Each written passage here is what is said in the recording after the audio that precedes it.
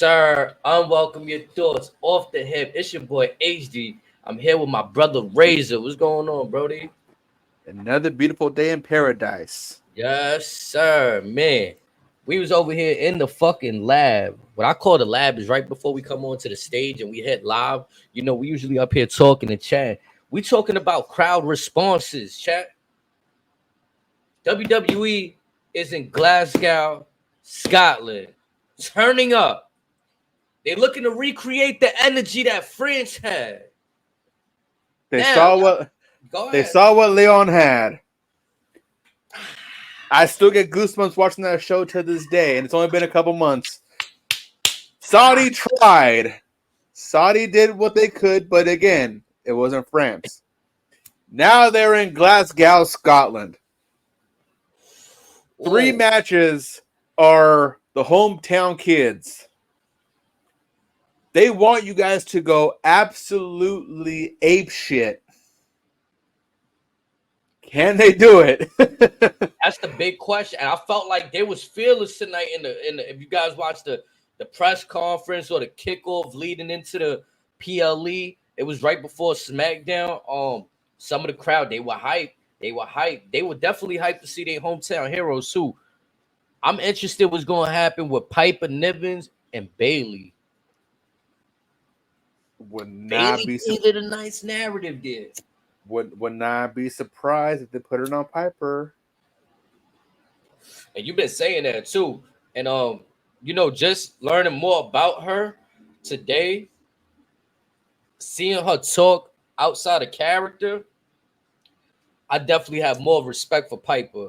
Not that I had any less before, but just seeing what she's went through, seeing where she's come from, I'm definitely happy that somebody like her is getting to represent for herself, her country in that spot. So I think that's just dope. I just wanted to say that. And Past she is that. most definitely battle tested as well. Past that. Let's keep it a stack. But also, I think she would be a good champion. I'm gonna say that. I think. Do you think she would be a good champion? I'm just looking at some of the matchups because again, you have the obvious ones of Nia, Jade, Bianca, Charlotte, Rhea, but also the interesting ones of Naomi. Wouldn't be mad at is Zoe Stark versus a Piper Niven down the road, or even Chelsea Green. I'm not gonna do the high pitch voice because my voice don't go that high. Chelsea, yeah, we got it. Yep. Yeah, I was that's a little rough on the throat. Samantha Irvin. You know, Samantha Irvin was out there in Scotland. She was announcing on SmackDown. It's good to know that we're gonna have that voice for the PLE as well. I just wanted to state that. But to your point though, if Piper Niven captures the SmackDown Women's Championship, I can see Chelsea Green being, if not one of the first competitors. I would like to see a mix. Like obviously, she ain't gonna be the first. Yeah, I could see that. That'll be too soon. Because what she stated was they will be the co-champions. Be the champions. Yeah, that shit was hilarious. And you know when she said that, I expected Piper to like give her a look or something, and now Piper was with it. Like, yeah, no, we the champions. Yeah, I'll let you have your little cute moment for now. I'm entertained right now. Who else? On the women's side, I know you said Naomi. Do you see a spin back with Bailey? Like maybe her and Bailey getting a spin back? Easy. This match is gonna be money. So you'd almost have to just because. I really love how they just took Piper Niven, like they were just in competition for the tag team championships, and now she's in main event status, fighting for a top tier championship. And like I was saying, how deep is this division? They ain't fucking around no more. Long gone are the days of old where all we had was Trish Stratus and Lita.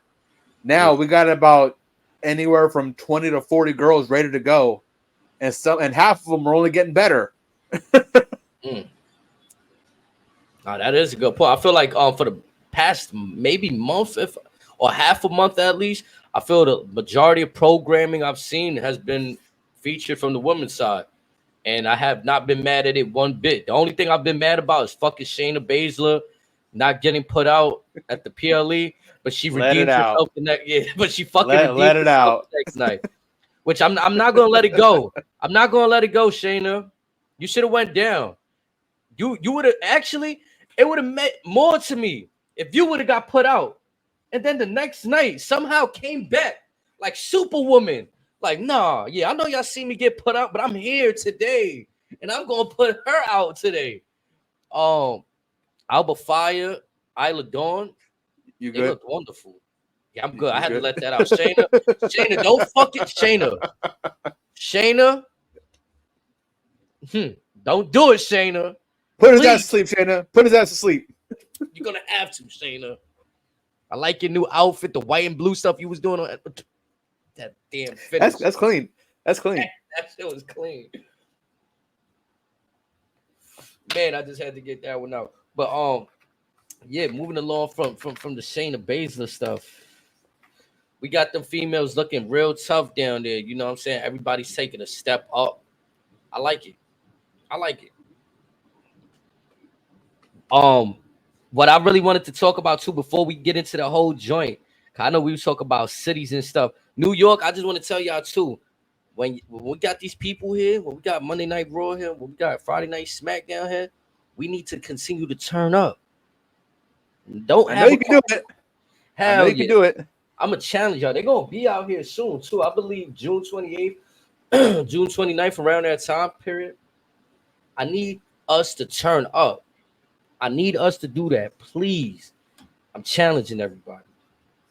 Also, tonight we had TNA against all odds. It's been an action-packed Friday, chat. I'm not gonna lie to y'all. Like, it's been fucking fun.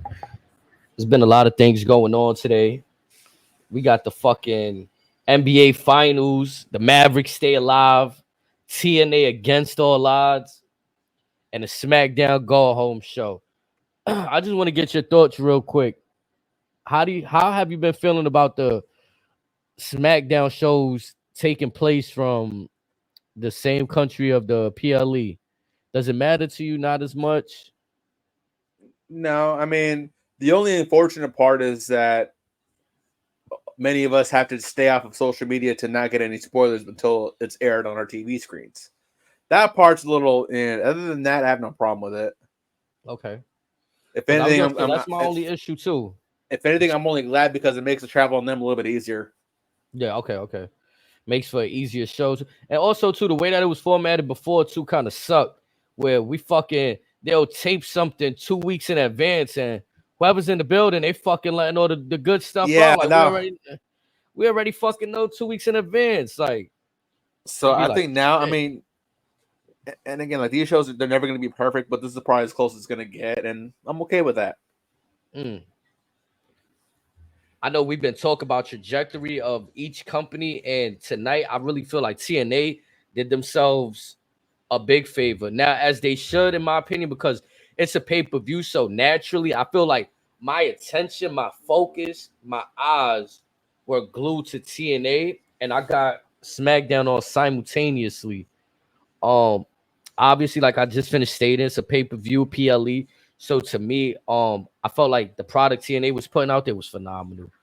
Obviously, this is recorded ahead, not ahead of time, because it'll be the nighttime for them out there in Glasgow. But like you said, we're receiving it a little later. Oh, they're getting it too. Let's see, what time would it be over there? It'd be like 2, 3 in the morning over there or something like that.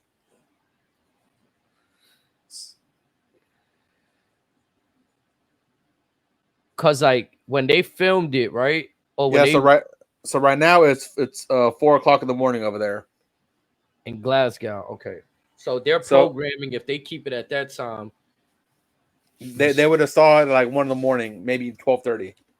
Okay, but again, they're all probably going to catch it later on, or just check the internet.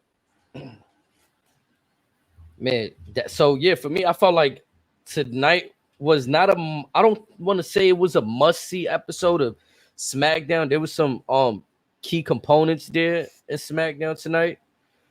But how'd you feel about the paper? I really want to talk about TNA. I want to give them their flowers in there. Honestly, we could go to WWE, like, you know, SmackDown it was what it was. I just like to take this time real quick, if we could, to just show TNA some love, man. Like, and I know that you paid attention to as well. So I want to pick your mind on that. You feel me?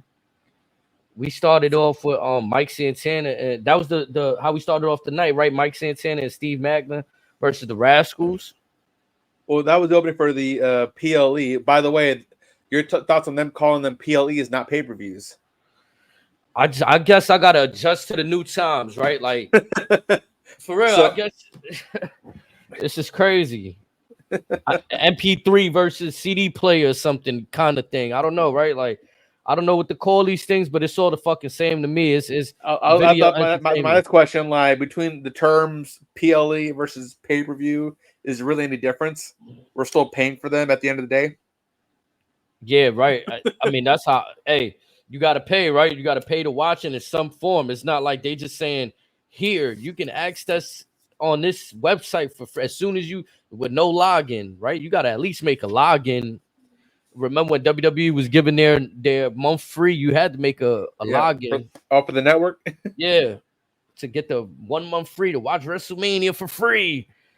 You had to make the login. So I mean, But I think, yeah, go ahead. With TNA with their service, I know this was just recently. If or a couple shows ago, or maybe in the last one, but if you had subscribed to them or whatever to their service, they were given like 3 shows for free. See, that's not bad. I mean, like it's all how like everything is presented to me, right? So like a company like WWE, you guys already make a shitload of money, a boatload of money, fucking off merchandise, live events, video, the fucking list goes on, movies, all kinds of shit, right? So my thought process is, if you guys would try to charge us for a monthly subscription on top of the pay-per-views when y'all first made the service, I would not be mad, because I came from the era where I paid for pay-per-views. I used to be the guy spending $50 a month, unfortunately. So, you know, like I think a few of us were, you know, we wasn't doing nothing crazy now, right? You know what I'm saying? Like, so I was the guy spending $50 a month, and when the network happened, I thought, well, that was the new place I was gonna have to pay $50 for, and it happened to be, oh, okay, what was it, $10 a month, and you get all the pay. Yep, all the pay. I was cool with that. No, so first they said it was $10 a month to get a month free or whatever. Then they said the pay-per-views are included too. It's like, well, wait a minute, what? So the folks are going, I'm saving this much money. Cool.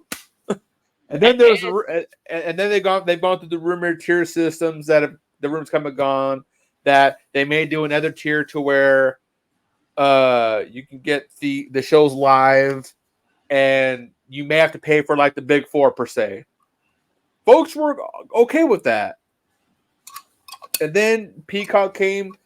Who knows what's going to happen when this Peacock deal ends? We could get the network back here in the States, but if they went to a tier system to where, say, the big 4 pay-per-views like Mania, SummerSlam, Survivor Series, Rumble, they were $10 extra. Not the end of the world. It's not, and I'm gonna say this why, because I'm a believer in support, right?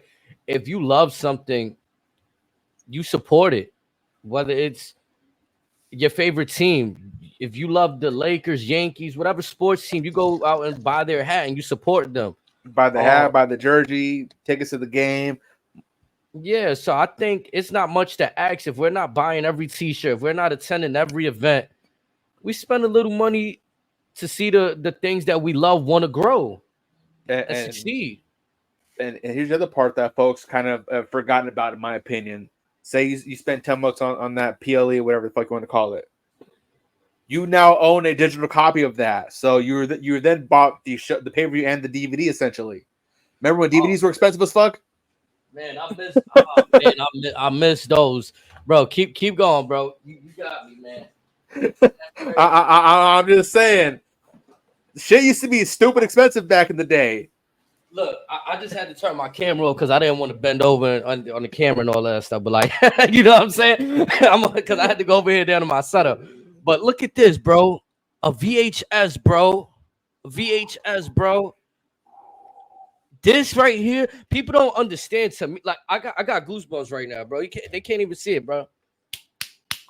You might be able to see mine. Or Yeah, I see them popping, bro. Man, bro, like this right here, like actually still in this, bro.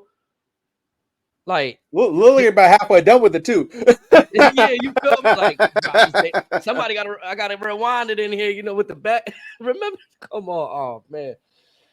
But the whole physical copies being not like now you have to have online for stuff, bro. Like, if you have no Wi-Fi to watch anything, you might be dead ass fucked. Mm-hmm. Physical stuff like this, it went to the wayside, and I even shout out to the collectors that preserve this stuff. I wish I kept more, bro. I had so many, like I would go crazy. What years? Let me see if they got a year on this. 2000, it says right here in the bottom. Something was made, but what's the title of it? The Best of WrestleMania 1 through 15. And it still has WWF logo, so that's before the WrestleManias 1 through 15. Man. Now, granted, yes, we're spoiled by having it all on Peacock and network to everyone outside of the U.S. But again, to own a physical copy of that, like you said, say your internet goes out or whatever, and you're halfway through watching it. If you have a working VCR, guess what? You can watch it. and it's also like we see what these companies do after a while, like for example, a la Roddy Piper with the blackface. Like, granted, that should be taken off, shouldn't, but it was part of entertainment, part of their history. They wiped it. You can't even see that on the network. So forgot about that. Right.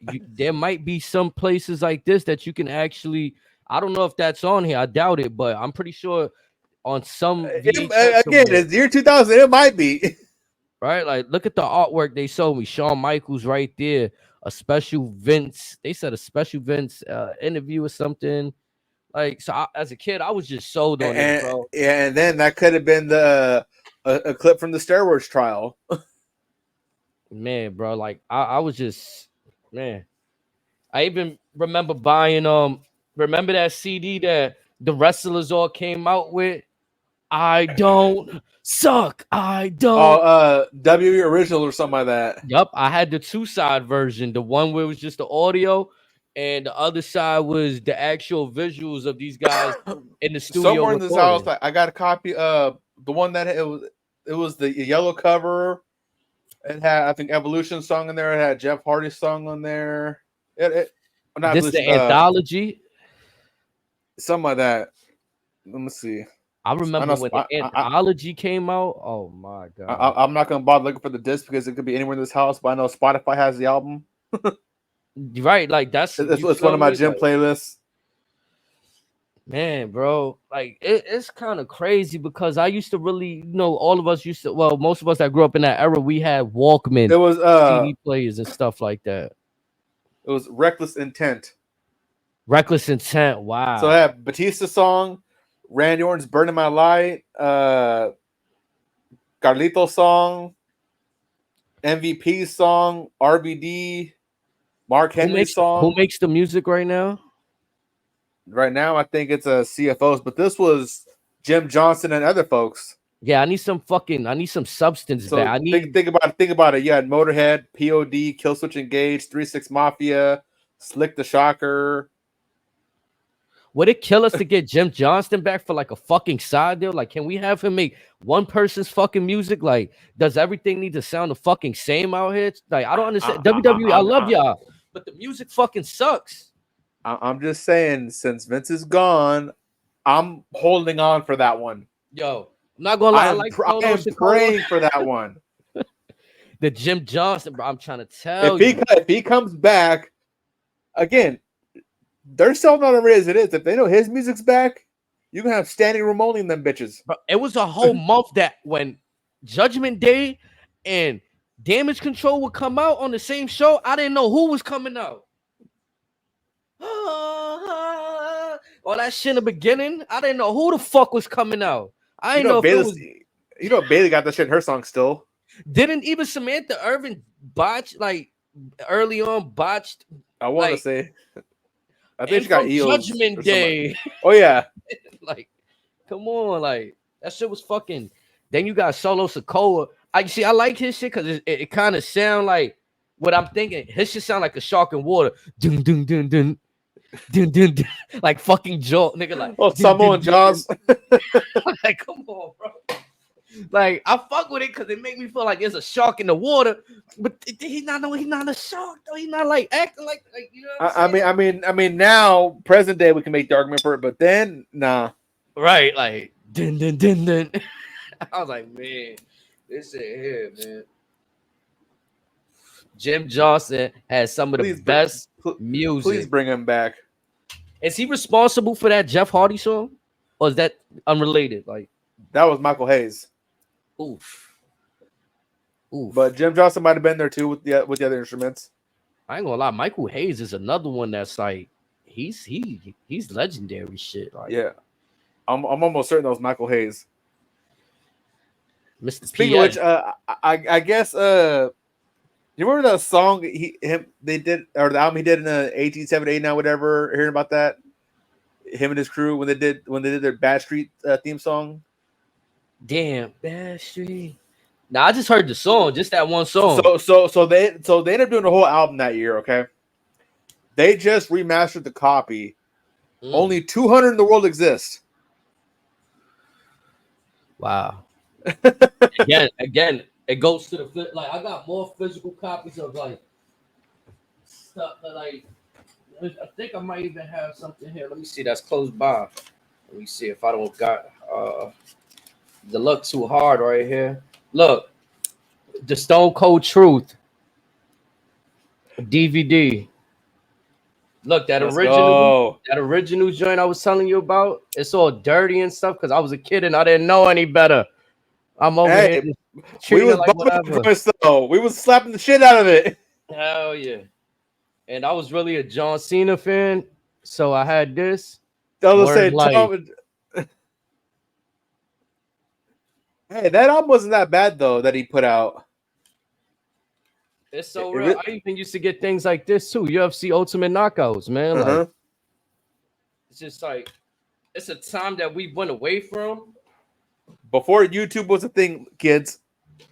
And I'm gonna be honest, I feel like now more than ever, if I was in a position with these businesses, obviously, like WWE can find a way to monetize with YouTube. But it was a time where YouTube stopped monetizing a lot of stuff, like wrestling content, like just point of views from people.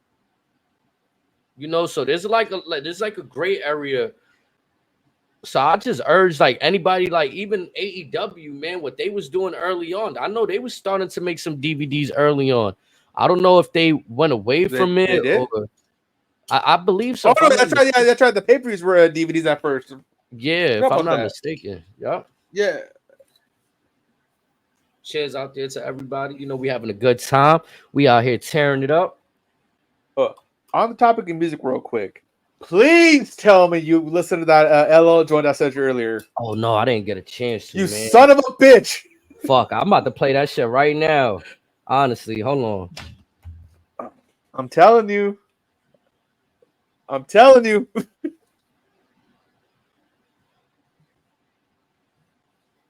don't know what the hell I was doing earlier. I was caught up in the rapture of life. All right, let's get it, Chad. Hold on. LL came out the gates. So many different hustlers you meet in the game. Shit is cold, don't put your trust in them. Let me explain. The greedy killer. He wanna fuck hoes and get the money, but he quick to feel disrespected. One slip of the tongue, wrong word selected. Bullets drilling in your melon when you least expect it. Number one priority, self-preservation. That applies to majority different situations. The daredevil type. Love to make a scene, the nigga hype. If he's the center of attention, you alright. You worry about his rep. Put dirt on his name, you get slept. Extra sensitive, quiet as kept. So you gotta play it cool with him, laugh at his jokes. Don't inhale too deep when he pass you the smoke. He asking you a question, he might go for your throat. It's best to be transparent, or that's all she wrote. Always keep your word, always pay him back. Always keep your word, always pay him back. Always keep your word.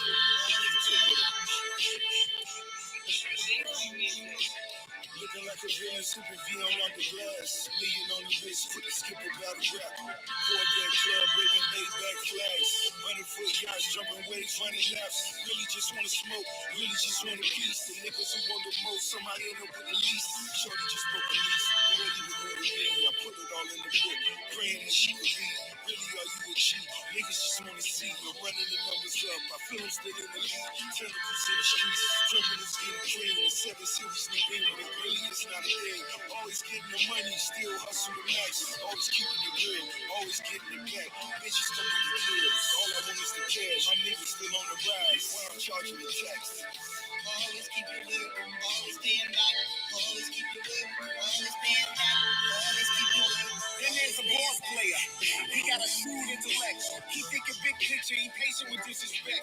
He always keep his word, but there's pressure when he collect. He keep the blicky close. He's smart when he invests. Stay away from his hoes. That'll keep you out the mess. He act like you treat him cold, but that is just a test. Keep your jokes to a minimum when wifey is around. Remember, he's the man, and fuck how it sounds. Give you the shirt off his back. Cross him, that's that. Yeah, always keep your word. Always pay him back. Always keep your word. Always pay him back. Always keep your word. Always stand back. Always keep it real. Always like cricket. Buckets like a teacher. Just blew a mini mission in Atlanta on some sneakers. I brought the purses to the verses. Been body this shit, big boy hearses. Stand careers like windows in the churches. Created the track, the Sunday service. Always have a gauge, always at the Mac. Always move weight, always move the pack. Always keep the word, always stand back. Always keep it real, always like crack. Always keep your word, always pay him back. Always keep your word, always pay him back. Always keep your word, always pay him back. Always keep your word, always pay him back.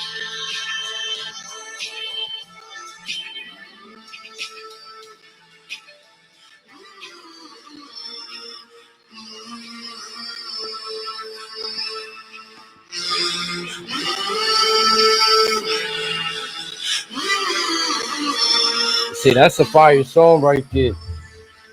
And if I could compare, like, you see how LL, like, he did that real masterful. Like, he hasn't really dropped consistently like that, but it doesn't matter.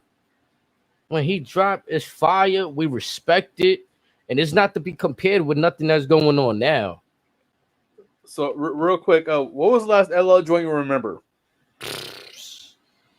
Maybe if I'm gonna be honest, it would probably been some shit like Hush. Hush. Did you know he dropped the album 11 years ago?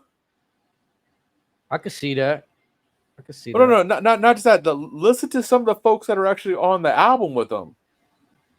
Where's it at? Eddie Van Halen, Snoop Dogg, Fat Man Scoop, Earth, Wind and Fire, Travis Barker, Bootsy Collins, Brad Paisley, Babyface. He got everybody on there. What's 11 years ago? That's what, 2013. See, I feel like niggas is in the hating area right there too, though. Like, that's where the young niggas is trying to get the older niggas out of here a little bit. So I want to say that lineup though. What's the name of the album though? Let's see. It's called Authentic. Yeah, nah, that shit flew over my head. I was in a different world right there. The best rapper alive, Lil Wayne shit, different world. I saw that too. I was like, how did I miss that?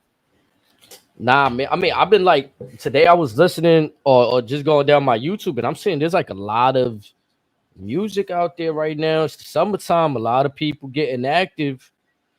In this day and age, I don't know if they just went in the studio last night and did this, or they've been working for months. I don't know.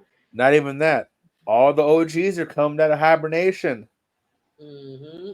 Who's the dumb motherfucker that pissed them off? Also, I don't know if you caught it.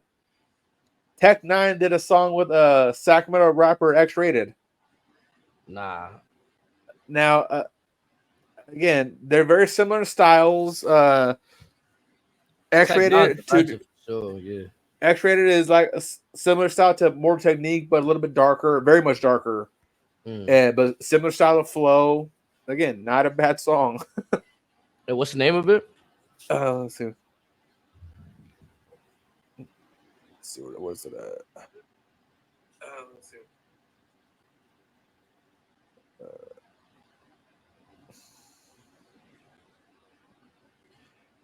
This song is called Paranoia.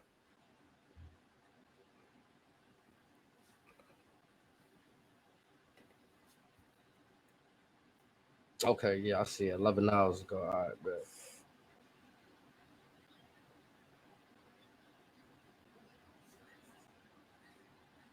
Yeah, man. A lot of like what I got from that song. Like, if I'm gonna make a comparison with music and wrestling, is like LL Cool J again. He's a legend. He stood in his lane, very much like what I seen Matt Hardy do tonight over on TNA. You know what I'm saying? I know we was discussing how he was used on AEW. Now he went over there during the pandemic. He tried the broken. It didn't work without the fans allegedly. I still feel like past that, when the pandemic came, they probably could have circled back around to it. They had him doing this big time Matt Hardy with the private party, Big Money Matt. Big Money Matt. Like, you know what I'm saying? How were you a fan of that? Big Money Matt? I seen the potential. I just ain't fuck with it though. Now, the AEW rendition or the original? Give me both. The AEW original, I want to know part of it. But then again, that was around a time where I kind of saw the writing on the wall with them. And I was like, nah, don't ruin what I used to enjoy. That's how I kind of approached it. Okay. So I kind of kept that close to heart. Now, the TNA version, big fan of it. It was different. It was different for him at the time because he was taking a more serious role. It has some legs, but also he kind of understood that wasn't a long-term gimmick itself. Or at least he kind of knew when to pull the plug on it. And I think that's why I didn't enjoy that shit in the AEW. It felt like just along like private party. I feel like I don't know what's up with them. They to me a good tag team, but they keep trying to pair them with people and have them. I think you just keep them separate away from people at this point. Like, you even got them in the learning tree shit with Jericho now. I got a hot take about Private Party. Give me. They're in the exact same predicament that the Street Profits are in. One of them is substantially superior than the other. It's probably for the best that you break them up and let them do their own thing. Who's better, Cassidy or Quinn? Quinn. I love Quinn in style. He's phenomenal in the ring. Quenn's got the cleaner ring work. He's a little bit. He can get the mic if you just let him get his reps in. Only thing with him is he's just been plagued by the injury bug, but he is much better than old boy. And it's crazy too, because for some weird reason, like in my mind, see to me, Amigos vibe. See, to me, it's so substantial. I remember the other dude's name. Who? Cassidy, Isaiah? Yeah, Isaiah Cassidy. I feel that. I only remember because, like you said, that time away where Quinn was hurt, he was doing like that other shit, like with just. He was the Hardy Boys young boy. That was it. Just them in the do-rags. That's all I remember. Yeah, unfortunately, yeah. Yeah, nah, that shit needs to get better right there. I'm not gonna lie. Again, he is talented in the ring. It's just he's here. Quinn's a few paces ahead. No, but what we gotta be honest too, though. What is it that you always tell me? Okay, but what's gonna set you apart? Also, like Quinn has a much different look, especially with the hairstyle. It's different. Yeah, when he cut his hair, I was like, oh man, like when he had the two, like, yeah, I'm like, yo, bro, that's fire, bro. That was the look. That was the look. And then he kind of took a step back, going into like regular mode, like just cut that. Yeah. And you lost that little sauce, that you had, so you kind of lost it a little bit. Because if you think about it, Darby has the face paint, Thunder Rosa has the face paint, Sting has the face paint. For what it was worth, Jake Hager had the hat. Let's see what's the other one. Jake Roberts has Damien the Snake. Quinn could have had the hair. That could have been his own look, his own swagger about it. Because for lack of a better terms, it was just like he had two mohawks. until it was braided. Then you could say it was 2 cornrow braids. Like, you know what I'm But saying? she just kept the Fire. mohawks. Yeah, shit's fire. Presentation is everything, folks. And again, it's just everything we talk about is full circle. We're talking about Private Party. We're talking about the time spent with Matt Hardy, and we seen tonight Matt Hardy in a main event spot on a PLE. Man, like I know, I guess this is the norm. We do jump around to the hottest stuff first. We never give y'all the rest of the pay-per-view without the entirety of talking about from top to bottom. But we love to get to the main stuff that y'all came here for. And we, you know what I'm saying? How'd you feel about Matt Hardy's performance tonight against Moose? Again, those two have done business in the past, and again, they have great chemistry. Moose has only gotten better. And as he's gotten better, and as Matt slowly gets more into the twilight of his career, it's at a point to where Moose can now take care of himself and his partner significantly better. Despite some of the shit we saw in there, again, he knew how to do it the right way. Now, I usually don't say this. I always say I want to see guys on the main stage, but for some reason, like Moose, I'm not mad if like what he's doing in TNA right now, holding him down. It just he keeps, like you just saying, honing in on his craft, and he keeps working, keep grinding, keeps getting better. So typically, and I would say, I just want everybody in WWE. I like what the fuck he's doing over there. He's been loyal to them too. The System. I like the name of that faction. The components he have in there, I like them.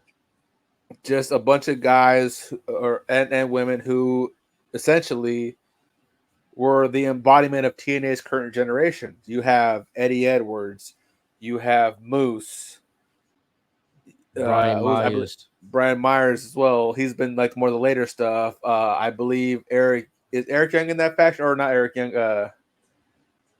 That's that other crew in there. But again, folks that have been TNA for the last 10 plus years.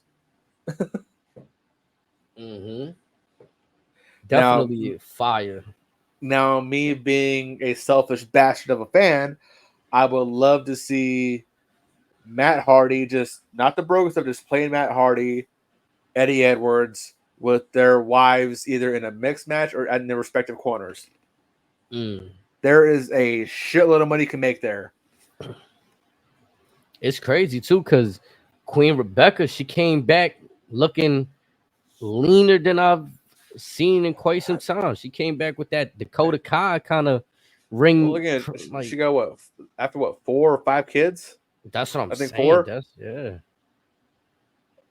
And again, wow. I haven't seen her in the ring in at least 10 years, maybe.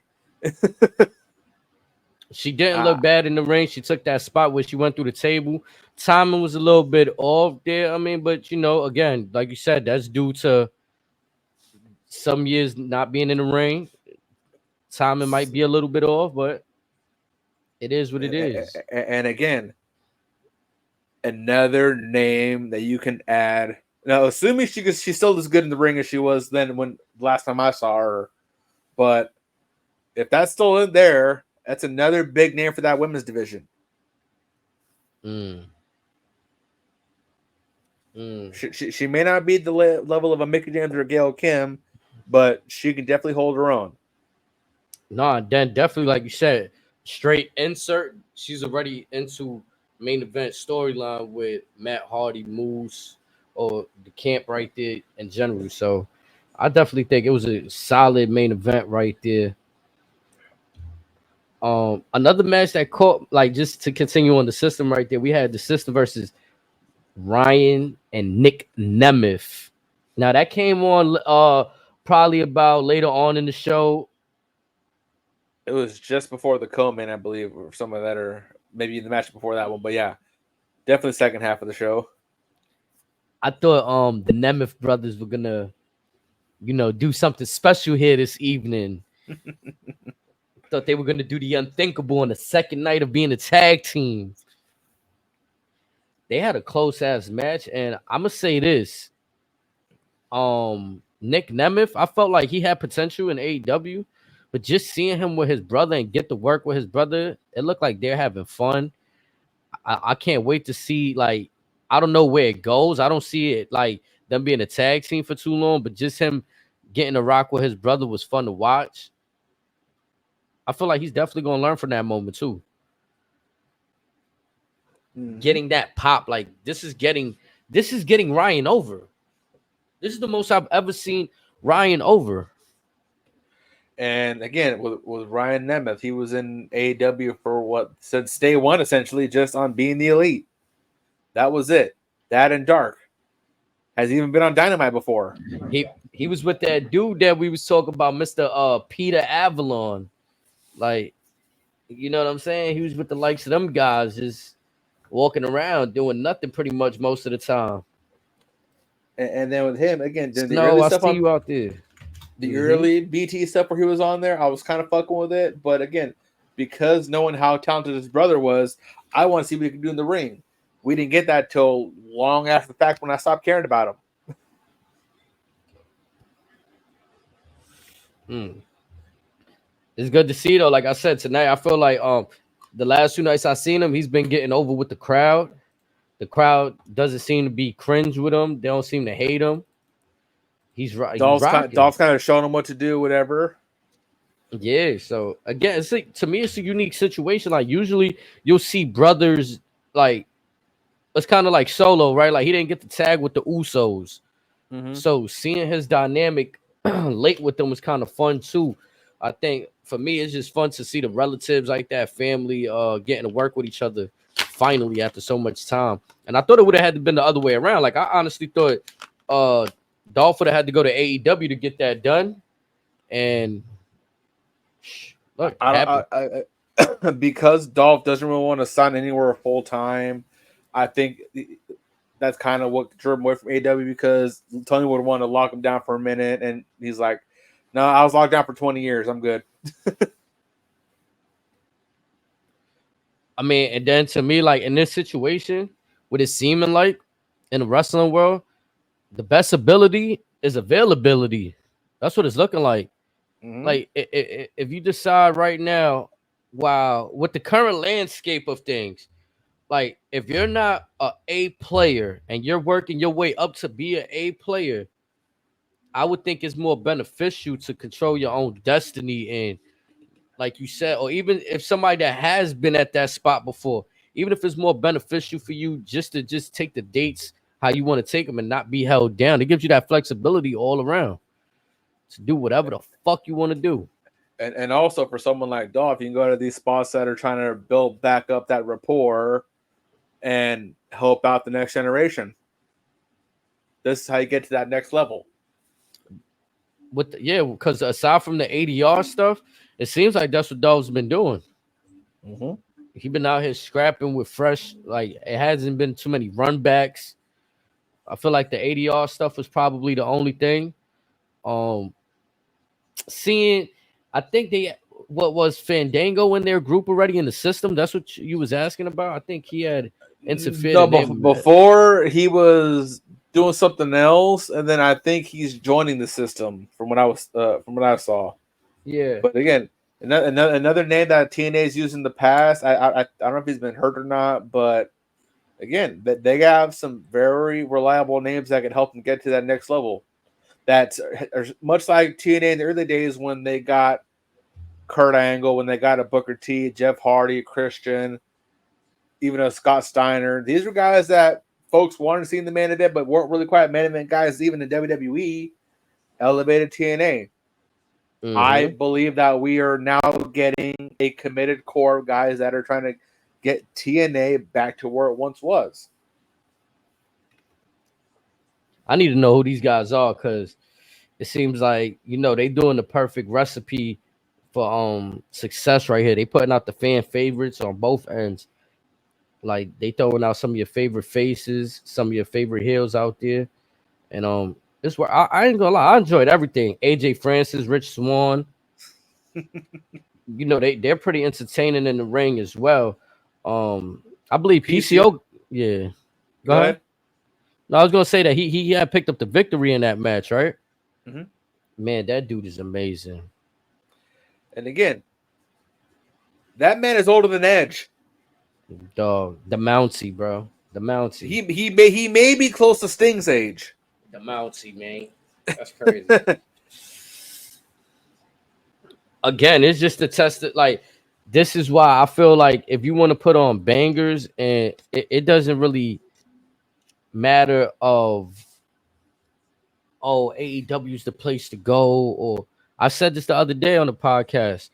If people gonna go, I want to see them first go to New Japan, second Mexico. But now, I wouldn't mind even TNA maybe being that second place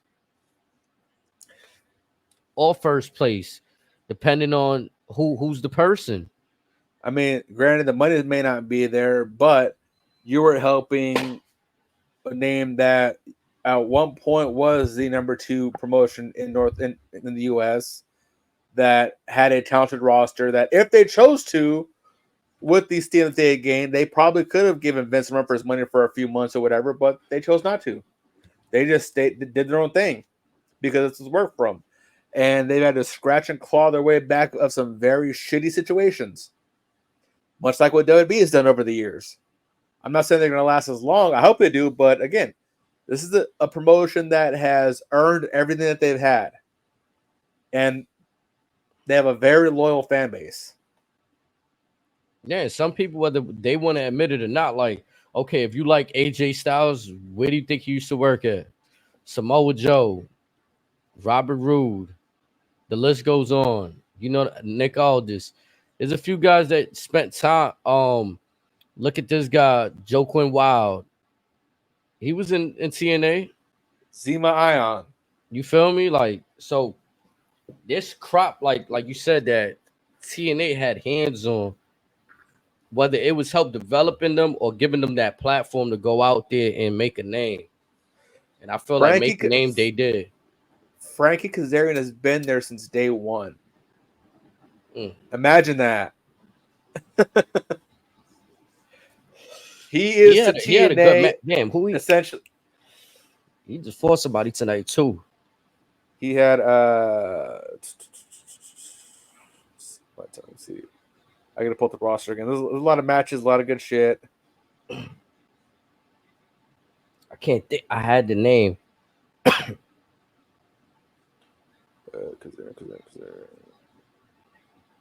Joe Hendry. Yep. And again, Joe Hendry, I've been a fan of his for quite a long time. When the UK scene was gaining some steam and some North American exposure, guys like him, Grado, a guy named Slacks. He's more in the Australian scene, but he was in there too. That this where they were at was where Drew McIntyre kind of regained his mojo, so to speak. Wade Barrett was kind of like helping running that area because I think he was their GM for ICW at the time. We got an ICW champ from the kickoff show today out in Glasgow, if I'm not mistaken. I thought I heard that when Drew was out there. It's a fun weekend, man. Just to run down the rest of the TNA card, like we said in the beginning, Mike Santana and Macklin, they went over the Rascals right there. I thought that was a nice look for them right there. I think Santana, I don't know like why he's in a tag team position, but maybe coming off the injury, maybe he needs to ease back into that singles role. You know what I'm saying? No, I think this is purely for the Mike Santana, Jeremy Macklin story that we got brewing right now. I think it's purely for that. Okay. Again,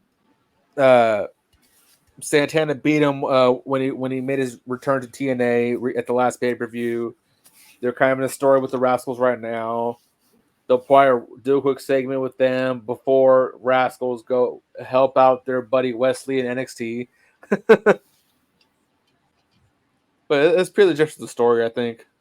Okay. But also they had great chemistry as a tag team. I was impressed. Yeah, I was hoping that like it wasn't because of the injury or the reps he needs to get back in, but that makes more sense to me, keeping the story alive right there. Because I was like, man, I was hoping I was really getting geared up for that singles run, and then it's just see him in the tag. Like I didn't know what led into the tag team match today too, so that kind of threw me off a little bit. You know what I'm saying? I'm gonna be real. Yeah. So basically, with like I don't know if you caught the video package for it. So again, Rascals kind of jumped Macklin. They kind of jumped Santana. So then they both come back and the 1-uppers on them, and they both kind of picture that hey, they jump both of us. Let's go handle them. We'll do this just this one time, and then if there's still smoke between us, it is what it is. But for now, it was like the enemy of the enemy is my friend. But again, that when they run that one back, that one's going to be a war. That match was fire too.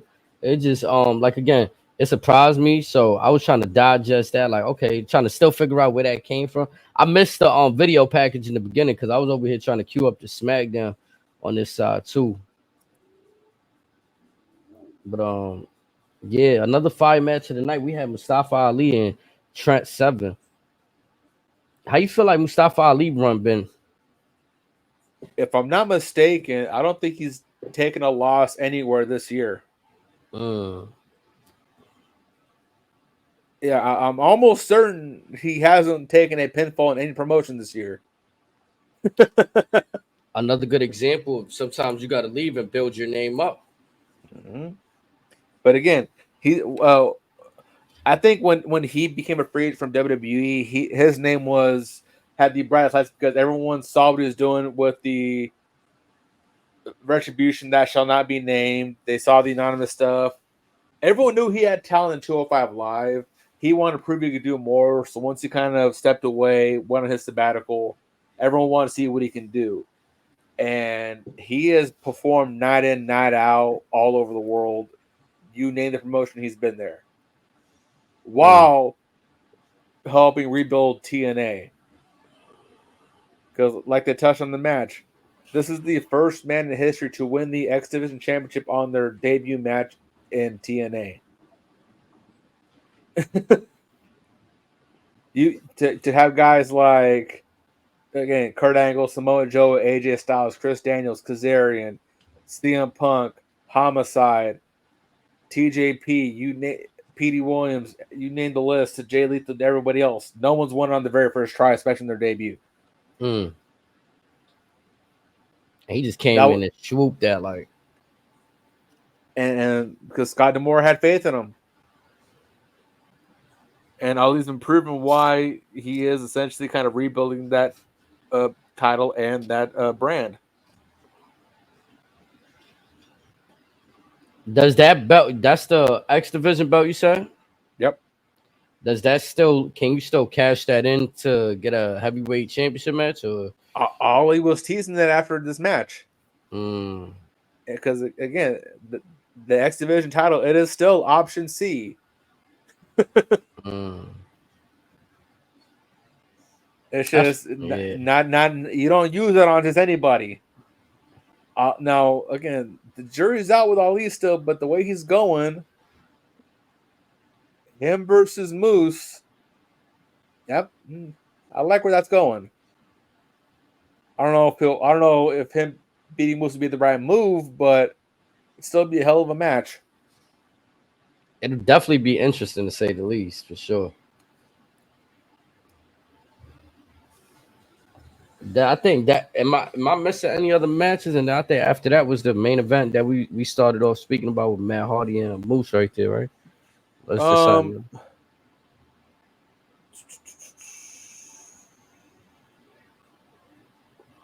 Unless you want to go over the there might have been a women's match, right?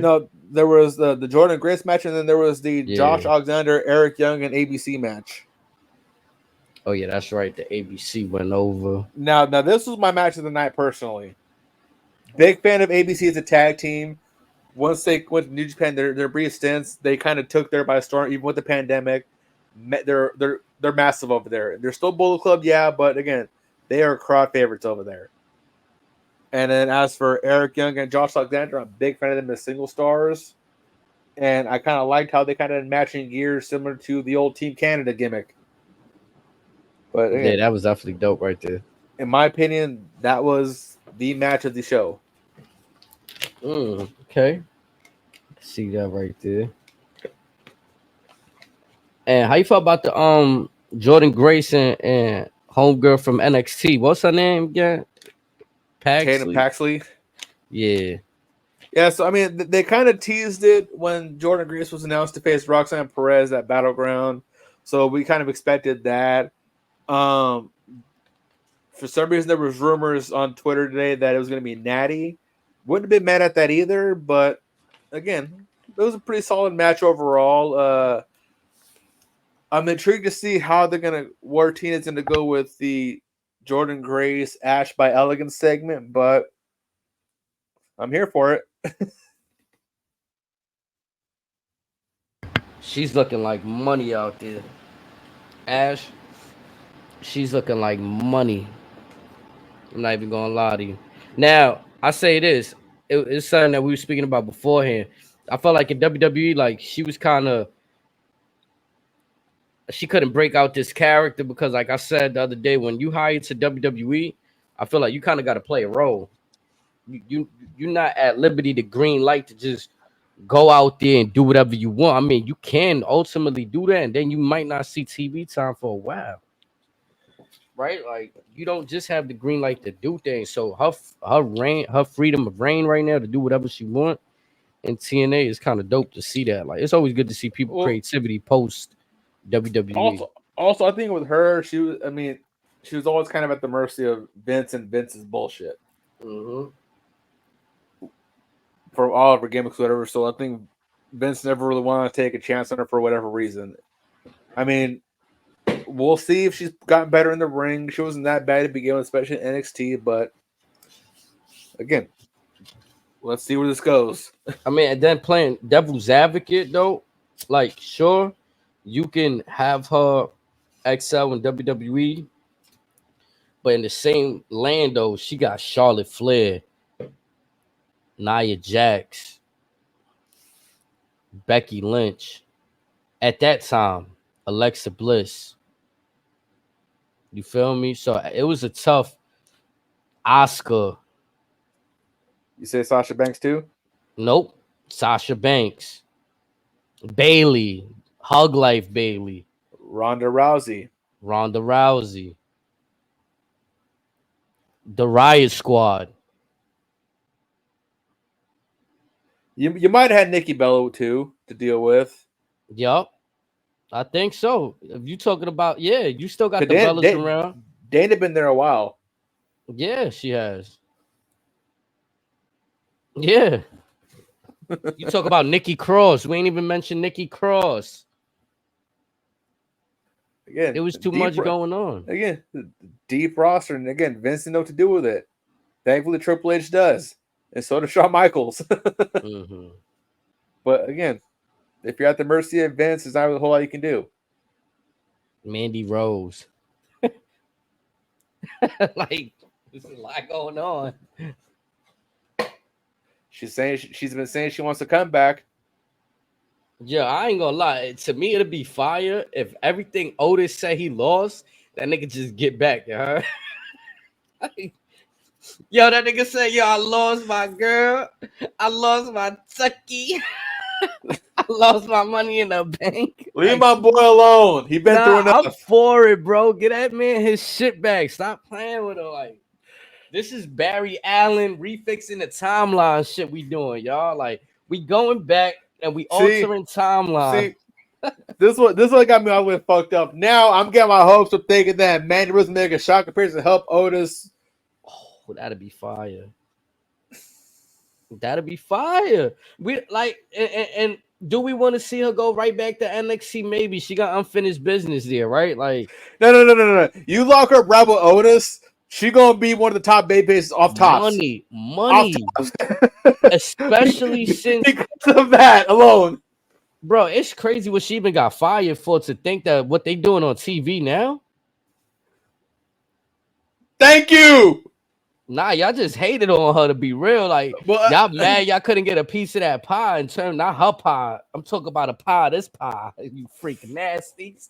You know what I'm saying? Like, I think in their case, Triple trying to tell her, wait till we lock this deal in, woman. Give us like 2 months. I think that played a part too, cause All like you had to do was wait. I feel like that's what got Riddle canned too, for real. No, Riddle said he couldn't pass drug tests because he kept doing too much coke. Man, He is not bashful about that, which amazes me. like yo, but only if you waited, there'd probably been no more drug tests. Who knows, right? Like shit. I don't know if you can't stay off the snow. I mean, look at you know who allegedly John elsewhere. Jones is good though. Well, John Jones is good. that is no But man. you got to be the best, He is right? Yeah, different. you got to be the best, right? Like, He's different. he's dead. That dude is the man. I ain't gonna lie. John Jones been fucking dudes up since. I feel like him on cocaine gives the opponents a better chance of winning. That's what I thought. I didn't even know how he lose a fight because of that. I thought it, like, how is that an enhancement? I thought you supposed to be like, He's making it fair for the opposition. and they acting like he did it right before the fight. Even if he did, again, he's trying to help them out. That's if he's crazy. all sloppy, they might be able to tag him. You know, that's funny, right? Taking bumps before the fight. Quick transition. Shout out to Dead Man and the Undertaker podcast. He said he gave the man some Jack Daniels before what they did before the chair shots and all of that. Yeah, Man, to thin in that blood a little bit. that's funny as shit. If you're allergic to aspirin, and plus, Jack Daniels is good for the soul too. Boy, look, I ain't gonna lie. I feel like it's crazy too, because for me, I'd have probably bled dumb easy. All I had to do was probably give myself a little cut beforehand. But I feel like whenever I was outside playing sports, anything will fucking, like, you know what I'm saying? Just hit the concrete, I start bleeding like shit. Some folks are just bleeders. Yeah, like, you know what I'm saying? Some people Look at the Diaz brothers. Facts, right? Like, but real quick, your thoughts on the main event for 303, Connor and Chandler being postponed. I kind of had suspicion this was gonna happen once they delayed I think it was a press conference they delayed. They canceled all media. Canceled the media, but they said the fight's still on. That's cap. But also supposedly, I haven't checked ESPN Plus, but from what I had heard through Twitter, they took the fight off of buying it and they brought it back at a lowered price. And what's the reason and who pulled out? So supposedly Connor got a recent injury in training. That's what they're saying. I mean, this man was off doing movies, getting stabbed in the chest with wooden forks, like he's a vampire and shit. You seen that shit? You seen that movie with Jake Gyllenhaal? Well, Roadhouse. That's my shit. Bro. I love that movie. Yo, the dude, man, fuck that. We giving spoilers, man. Dude got hit with the boat, flew on top of the building. This man died like 10 times in less than an hour. Bro, I was like this. I was like, ain't no way. Bro, I was like, ain't no way this nigga gonna still be alive after this shit, bro. And then fucking the dude just pop out like with this cockhead look like, hey. I'm like, nah, bro. Like, actually, that movie was fire though. Actually, I'm probably gonna rewatch that tonight to count how many times he fucking died. Bro, I ain't gonna lie. I was convinced when he fell off the little jet ski, or little speedboat the first time. I thought it was over for Connor in the water, bro. Like, I thought he was long gone back then. This man Same just popped, here. like, bro, he just popped up at that. I'm like, nah. And then he's impossible to defeat. It's like one of these dudes you playing in a video game on Hall of Fame difficulty. Like, why is he so fucking? This motherfucker is Scorpion from Mortal Kombat. Bro, like, this nigga was like Wolverine, bro, on crack, bro. Like, Dalton! Dalton! Oh man, nah, that shit was hilarious, and it was entertaining though. Cause like I said, I ain't seen him fight in a while, so that's a little bit of action we get from Connor. He hasn't been to the UFC in 3 years. That's tough.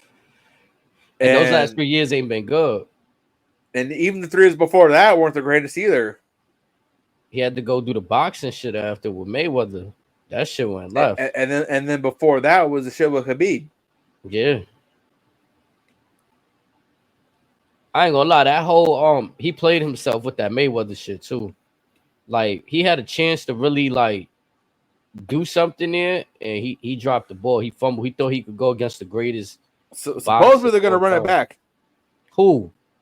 Mayweather and Conor, and then Saudi wants to run back, and Saudi wants Conor versus Pacquiao. Yo, Mayweather, my brother. I know you doing it for the bag. Yo, sign me up. I'll make a track, bro. Walk me to the ring with you, you heard? My boy Snake Eyes out there, you know what I'm saying?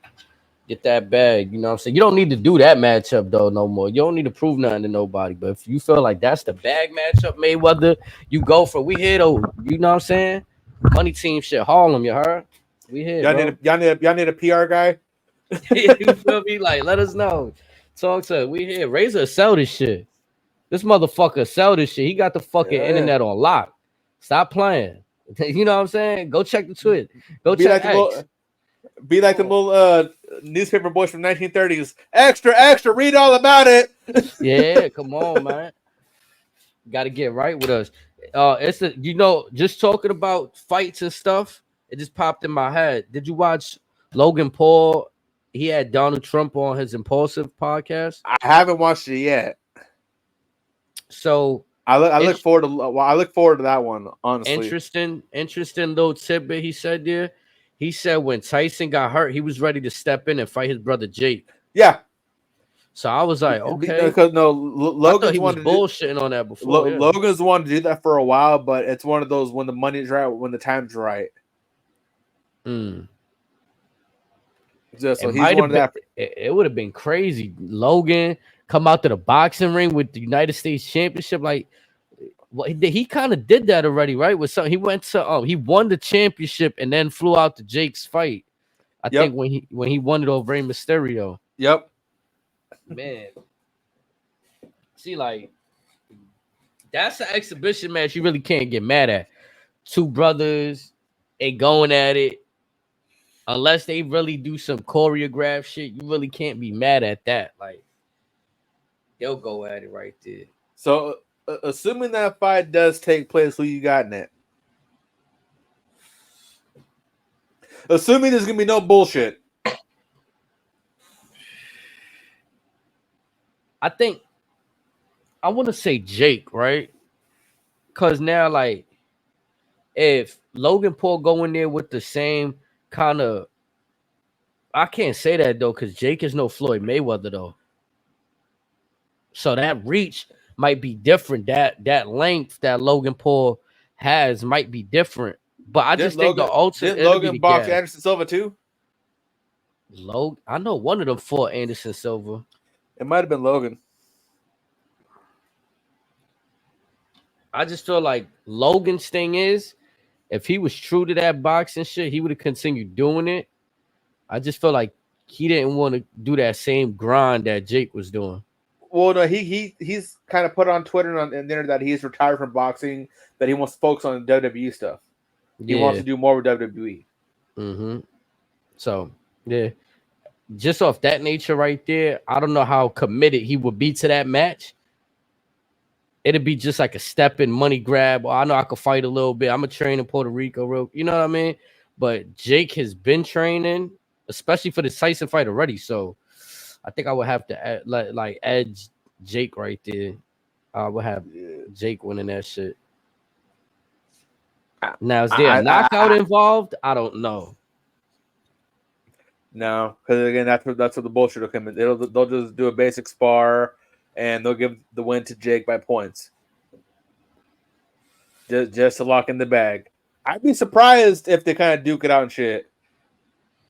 I would too, because it's still time to make that happen. Allegedly, like, they set in stone to November, but I mean, from here to November, anything can happen. Or September. I want to say September 15th is the target goal. Maybe November, but yeah, it's definitely the only reason I said November. I think I heard him say November on that podcast with Trump. But yeah, that interview was crazy too. Shout out, Logan Paul really came a long way. Like, I never really disliked the guy. I just never really watched his content like that. Like, it wasn't geared for me. You know what I'm saying? But he came a long way from what he doing. Man's is Yeah, in WWE. the target date is November 15th. Okay. Yeah, so I feel like a lot could happen. Like, let's say for whatever reason Tyson is not cleared to go. This date's already. The only thing that'll be interfering is WWE obligations for Logan. And that would be the week or 2 weeks before Survivor Series. So that'll be a tough ass possibly. But like you said, if it's an agreement exhibition match, like y'all just go out there, y'all throw, you know what I mean? Y'all throw some shit, but y'all don't go wow. Like, But then again, it's probably dual because this was supposed to be at Cowboy Stadium and Survivor Series is rumored to be at the Garden, even though it hasn't been confirmed yet. They'll probably do Barclays because it's bigger, but I mean, for historical significance, I think they probably should go at the Garden instead of do Peely's there that often anymore. unless they do something special. I went to a Survivor Series in Brooklyn. Shit was trash. I'm gonna be honest. I love my experience that I went there, you know. But I again, was it's in not the the building. Garden. It's not the Garden. It's not, it's definitely, and when people say that too, it's like I've been in both. It's really a different vibe, like down to everything, down to walking in the building, to how you get there, It's to a when you more leaving. intimate environment. Yeah, everything. Especially like depending where you sit too. Like if you fortunate enough to sit in the floor seats in the bottom in both arenas, it's a different vibe, different rollout. And even when you sit up top, it's a different vibe, different roll. Like, so I don't know. For me personally, I think Barclays has the more new feel because I obviously just made that shit. Yeah. But the more prestige when I go to Madison Square Garden, I look up at the rafters and I see all those Knicks jerseys up there. I'm like, oh shit. The hockey jerseys, the Rangers. I'm like, oh, this is what they sell out in here. This is what everybody come to right here when they talk about the Garden. Like, you know, they did Brooklyn. They sold out Brooklyn when The Rock was there. Shit was fire too. I would have really enjoyed to see Rock in the Garden, but I get why they did Brooklyn though. Like, Hey, we could get it this year. Because remember, Rock started in Survivor Series. Roman started in Survivor Series. Punk came back Survivor Series. That's another thing that we was disappointed for, but in retrospect, getting what we got now, I'm not mad. When that Survivor Series I'm talking, that's how I went to. It was the Rock's 20th year in the WWE, and they kept showing the package like he was gonna come out or something, and all of us were just disappointed the whole fucking night, bro, because they just kept teasing, oh, the Rock's 20th celebration of Survivor Series, and nothing. Yeah, I remember watching that.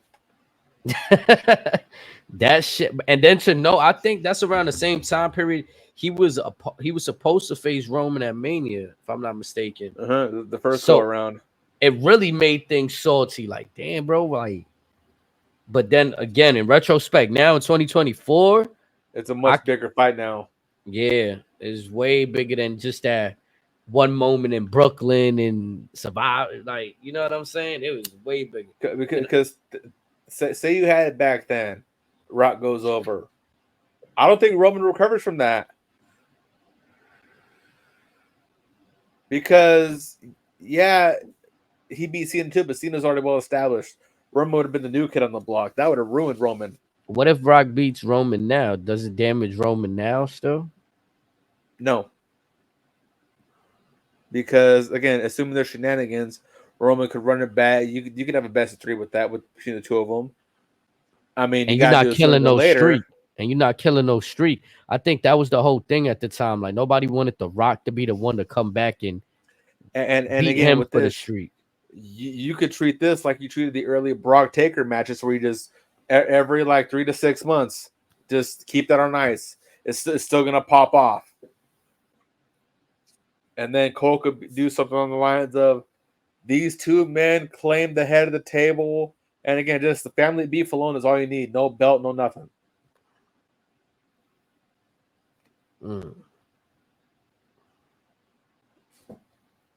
Because I was reading report. Well, it wasn't really a report. I think it was more like, I don't got the source in front of me, but The Rock was interviewed about WrestleMania in Vegas.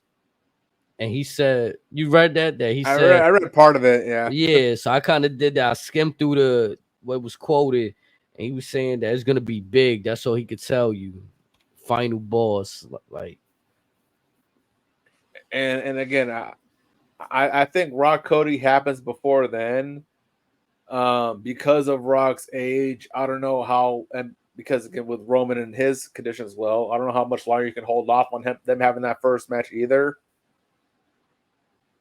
I lean more towards Rock Roman at Mania, and then you could probably do maybe hypothetically Cody Punk, something like that. For night two, for what the other night. If it's not already gonna be maybe Jade versus Rhea. Now, do you think they do some shit like they did this year, where it'll be a stipulation that night one has to do with night two? What would be the reason behind it? I don't know. Unless you're doing Cody Rock 3 night 1, Rock Roman 2, and do a repeat of what we did this past Mania, that I guess, but again, you're kind of just repeating what you just did with Cody, so I don't think that goes as far. I mean, it'll probably be fine, but it's like, I mean, Cody just went through this. Cause I feel like time, I'm not gonna lie, I feel like time is flying, and by the time we know it, we're gonna get past SummerSlam, and we're gonna we're gonna start eyeing down Survivor Series. Mm-hmm. And then slowly but surely, we're gonna start eyeing Rumble. Like this, to me, this time right here has been moving the fastest for me in wrestling. Like for me, historically, everything you usually feels slow after Mania. And also, there's a lot going on too, so that's why it's flying by. Because it's hard to keep up with both shows now, let alone AEW, TNA, everybody else. Right. This is like, aside from just a Bloodline story, I feel like the Bloodline story was the story before. Now we getting where Raw got their own story. SmackDown got Bloodline and other shit going on. But like before, the Raw story was Brock Lesnar capturing their belt and going to fucking losing it to Roman or some shit. Him being in the mountains for about 8-9 months. And just deading everything that was built on Raw. So now it's like we getting a different time period, like you said, where we got to worry about both shows. And low-key got to start keeping an eye on NXT, because like I'm at a point in my fandom where I don't want to be left behind. I don't want to be that fan. Yeah, when these superstars debut, I'm just like, who is this? Especially with that women's division, like, how much have we missed? Like we missed a couple of generations. Yeah, like you got fucking Kiana James out there just beating Natalia. Well, I mean, and I don't even know what Kiana James did in NXT. That's why I feel that way. Like maybe if I know what she did over there, maybe I have a different tune. And this is why I'm saying that I got to start keeping a closer eye. And then you have Jada Parker, you have Lola Vice, you have Sol Ruka, you have Roxanne Perez, you still have Cora Jade, you have Lash Legend, Jakara Jackson. You know why all them joints is fire to me? Because they don't give me like ultra young, innocent vibes. Like if you go back to NXT and how they were really trying to make like an early Becky Lynch, an early Sasha Banks, an early Alexa Bliss, like they really made them so fucking green, bro, that it was crazy. Like, and so what they transitioned to, you look back and you're like, wow. Like even Charlotte a little bit, like, you know what I'm saying? Like she was very bland with how they presented her early on. And now you have this rendition where everyone is showing their personalities. Yes, you blending that real life with the character. You know what I'm saying? So we getting the best of both worlds right there. I think that shit is it brings back kayfabe a little bit because you don't know, like, it blurred the lines of reality. Chat, you Mm-hmm. don't know when people cutting promos if they speaking from the heart or these were handwritten for them bullet points. Here, this is what you're gonna touch on. Maybe they're that wild in real life. Facts. Like Jada Parker, right? Prior to last week or the last 2 weeks, I've seen her in the ring. You know, like you said, we could go to YouTube and watch clips of people and stuff. But with the promos, you don't get to always hear promos sometimes when you go look up YouTube highlights. So I hear her Sometimes you gotta go to Peacock. Yeah, you got to go to the network, y'all. Don't let McAfee say it. He'll tell you got to, you know what I'm saying? You ever heard McAfee refer to Peacock? The cock. The, I ain't my boy baffled. my boy McAfee, he be wilding. He telling y'all how it is. You know what be funny about Pat McAfee? He's like that blur of reality I'm talking about. Like He's anybody just, else would have did this. he's an everyday human being. Anybody else that might have done this, you don't know. They might be scared to just say certain shit. He's going out there, fuck it, bro. Like, Take me as I am. yeah, like, what's gonna happen? You're just gonna tell me not to say, like, you know, whatever his reaction is, that's how he going out there. He's just like, bro, I'm having fun. I'm just saying this shit, shooting the And then shit. with him, it's like, fire me. All right, cool. I'm still living my best life. Man, wonderful job to have right there. My boy got his own setup on ESPN and leads right into his show on YouTube, which is a sweet setup I right don't know. there. I don't know if you noticed, but he stopped giving a shit. He's dropping F-bombs on ESPN now. It gets censored, but he just letting them rip. Yeah, man. I mean, like you said, there's disclaimers. Originally, from what I know, he was doing his show on YouTube as is. If Mm. ESPN picked him up, you know, you got to take that, hit that censor button. Well, he was allowed certain words, but he had told them, out of respect for them, they will try to not use the F word. And they probably said, "Hey, go ahead, be you. we paid for you. Go be you." Yeah, because it definitely felt like a different vibe. Like it was like in the beginning when you watch the ESPN show, when that's I just mean, about to wrap up, he kind of letting you know, yo, the after party's over here. Like, you know what or I'm saying? even during when they're on the at the college campuses, I don't know, because I would always watch on YouTube. Right when they goes and done, that whole crowd starts going, "Fuck, fuck, fuck, fuck, fuck, fuck, fuck." Man, they on point. They already know what it is. Yeah, it's a different time. You know what I'm saying? So having that green light, like I was saying, to come out there and say stuff on WWE, not You everybody got got that. Some people could take the chance. It is, you know, that development for the development, that shit don't hurt. It's just that machine over there that WWE has created is really unmatched. Like, if you want to break it down, McAfee cut his teeth in NXT just like everybody else. who? McAfee cut his teeth in NXT like Yep. everybody else. Yeah, he was there. So he earned a spot. Nah, he definitely did too. And like he surprised me too with that match with Adam Cole and shit. Like that shit, I thought it was a good match too. Like I didn't expect it. Like I don't like to just body shame or judge, but I seen him and I'm like, nah, I don't think he could do good in the ring. Like, you know what I mean? But And he's surprised. But the shit he was doing. It kind of made me forget, like, oh yeah, nah, the dude was in the NFL for a reason. Like hitting them box jumps in the J's. you feel yeah, crazy. Cheers to Pat. And the J's probably fresh out the box. Man, what a lovely, lovely job right there.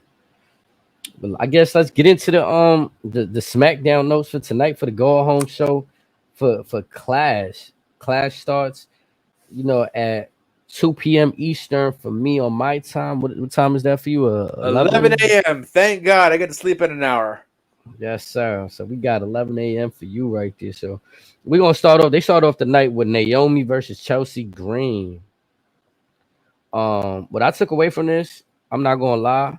We was talking about the crowd. The crowd didn't, to me, stand out as much as France did. Maybe they changed that tomorrow.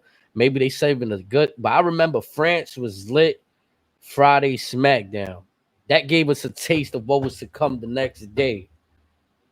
From the moment their asses hit the seats, they was on. That's what gave us the sound alert. That Friday night SmackDown. Crazy. Yeah. Naomi picks up the victory there. It was a decent match. You know what I'm saying? I could see why they booked this match. Piper Nivens is in the corner of Chelsea Green, and Bailey's out there with Naomi. So Just we got to get some warm up the crowd a little bit, whatever.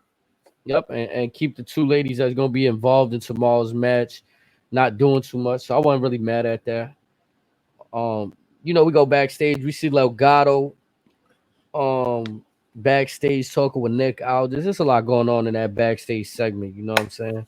You got Baron Corbin out there. You got Legato. I like that they trying to incorporate Baron Corbin. That was different. Yeah, I hate that shit just be feeling random sometimes, and I'm gonna get to it later in that match when their match comes up. But please do. Yeah, Austin Theory and Waller. They come out. It seemed like they was going to tease like a tag team title match for tonight. And did you hear anything after the show? Maybe for tomorrow. I mean, I think we thought something like this might happen. It looked maybe they were going to stretch this for Money in the Bank and how it's looking, but yeah, I kind of thought we were going to get something this weekend, but they already have their 5 matches. I guess they're like, nah, we don't need a 6. We have a good flow right now for these shows. Okay, yeah. So they kind of did it that. I'm gonna be honest with you. Ciampa needs to be on his own. Austin Theory needs to stop being wasted. Grayson Waller could go be developed on his own. Hold on. Pause. Time out. Come on, cook with me. I want your thoughts, raw and filtered, on what Gargano was saying to Austin Theory. And with the whole weight, oh man. So I felt like when he started the weight, that's what made me like that segment when Gargano started to talk to Theory like how what they were in NXT. And then you see Theory really listening to him like damn, like you really were big bro. And ultimately too, he told him like, bro, I know the real you, bro. Like this dude over here, he's just using you, bro. Like, you know what I'm saying? And Theory starts thinking about shit like, and ultimately Theory, it goes back to when I said, what incentive do these guys got being together? And you said they two dickheads. Like, fucking two dickheads together. What else you gonna call it? Like, what else? Like, so it is what it is. We got the two dickheads together, and I think it's time for Austin Theory to stop being a dickhead and start being a serious competitor. At least that's what I feel like. He's talented, bro. Well, I will say, I mean, if they're in Australia and Grayson Waller country, you can call him a cunt. that's a term of endearment down there. You feel me? Like, yeah, Grayson Waller, he's good on his own, bro. He could do something else, bro. I'm not gonna lie. He could be kept far away from this. He'll make something work. Yeah, like he's kind of like how Elias was. You let him find his own shit, he'll make it work. Mm-hmm. Just let him do his thing. Especially with that the fact that he got the Grayson Waller effect, that show, you can make anything happen with that. A la Geritron 3000 and all those segments. Plus, he could talk shit. Yeah, bro. Oh man, it's so much you could do with him. Backstage host, whatever the fuck. And then just the dynamic of what it like I don't know how it would work, but I would envision Ciampa splitting away unless they create a new way where there's Ciampa, Theory, and Gargano. Well, and he helps Theory focus on becoming more of a singles competitor, and and go that route. But I'd like to see Champ on his own completely too, though. Like I would kind of like to see that. Well, if we're talking about just the way as a whole, only one guy's unaccounted for, and there's been talk about where he's going to end up. But if he's not there, expect him probably to be with the way at some point. Dexter. Mm-hmm. And then because then it'll make perfect sense. You still got Candice and Indy. They on Smack. Are they on SmackDown? No, they on SmackDown. Raw. I think they're all they on all SmackDown. on SmackDown. Like, I'm pretty sure they're all on SmackDown. Yeah, so I think now unless that was a ploy for Gargano to just get in his head, but I still feel like somewhere both teams break up and you allow a fresh tag team. Maybe I know y'all been talking about the bloodline. That's when Tongaloa and Tamatonga sneak in and get their look. I could possibly see that. Again, there's not many other tag teams right now that would work. Street Profits, I'm kind of tired of they shit by default right now. Like, they in that position where they just get beat the fuck up. And y'all the Street Profits. Out of respect for Dawkins and Montez, I will not repeat what I said earlier in this program. Man. It's crazy, too. Like, they need to figure something out there. Kevin Owens, I'm tired of him too. I'm be honest. It's probably not his fault, but the way that he's presented to me, whenever he's on the TV screen and he's associated with the bloodline, I fucking hate it. Well, his stuff with the bloodline ended when him and Sami Zayn beat the Usos. That was that. You have no more business with them. It's done. You're not Randy. They didn't take a year and a half from you. Yeah, I mean, they took some time from you, but again, you got your leg back already. You're done. Get your ass over there. Mm-hmm. Go pick on somebody else. And then this is my issue too. Like, then you beefing with Solo. Now we got two random tag team. Like, you got a random tag team helping you, and then they trying to justify. Oh, when we won our first Raw Tag Team Championships back when we don't even fucking remember. Kevin Owens was there. You were there, Kevin Owens. You remember? It's like I felt like you trying to convince him and us. Like, Kevin, you were there. You were there. You remember? I was like, fuck, man. Like, Dale, I see you out there, Dale. If WWE was allowed to do what TNA did, you would hear CTE, CTE, CTE. Bro, man. That's the shit that was like, I felt like they could have did better right there in terms of like, again, plug and play. Like, why does Kevin Owens have to still be entangled with the bloodline? Why do they still have to be in a 3v3 scenario with it's not even a faction. They're not even going after it's just like, what the fuck does Kevin Owens have that y'all want? He yells at them. Like, he defies. He'll go, ah! Yeah, and it gets Solo tight. Like, nah, you making too much noise. Like, I don't, like, you know what I'm saying? They got to make something. Again, him, just like with Sammy, it's like they got their lick backs. They're done. They have now. Jay, he got unfinished business. It's different with him, but Sammy and KO, nah, you done. You good. Man. Now but before we spin the block back on that, because that's main event of SmackDown, Solo and Kevin Owens. Like I said, Apollo versus Santos. There was a lot I got right here that bothers me. Not gonna lie. Make your fucking decision with Santos Escobar. Are you gonna fucking push him or not? I don't fucking understand. I don't. Because this week's where I'm invested, like, yo, this motherfucker came up. You know, Legato shit. You know, even LWO, I was happy. Oh, he's with Rey Mysterio. Oh, he broke apart now. Oh, we cooking. All right. to then have him be in this match with Apollo, which I'm not mad, but I've been clamoring for Apollo to get something. So I'm in a crossroads here. Like, bro, where the fuck do I go when now, okay, now I got a little bit happier. I seen Baron Corbin come out. He attacks fucking Humberto. He attacks Angel. You know, things are looking like, all right, we might have a new tag team here. We might have Baron Corbin and fucking Apollo, right? Nah. In the good words of my man, LA Knight. Nah. Homegirl, Elektra Lopez, man. Fire joint, man. She seen my boy Apollo about to go for the finish at the top rope. Mind you, this is after I said, hold on, let me not skip over the fact that Humberto and Angel got up from getting attacked from Baron Corbin, tried to attack Corbin, and he once again puts them down, all for Apollo to still fucking lose because of Elektra Lopez.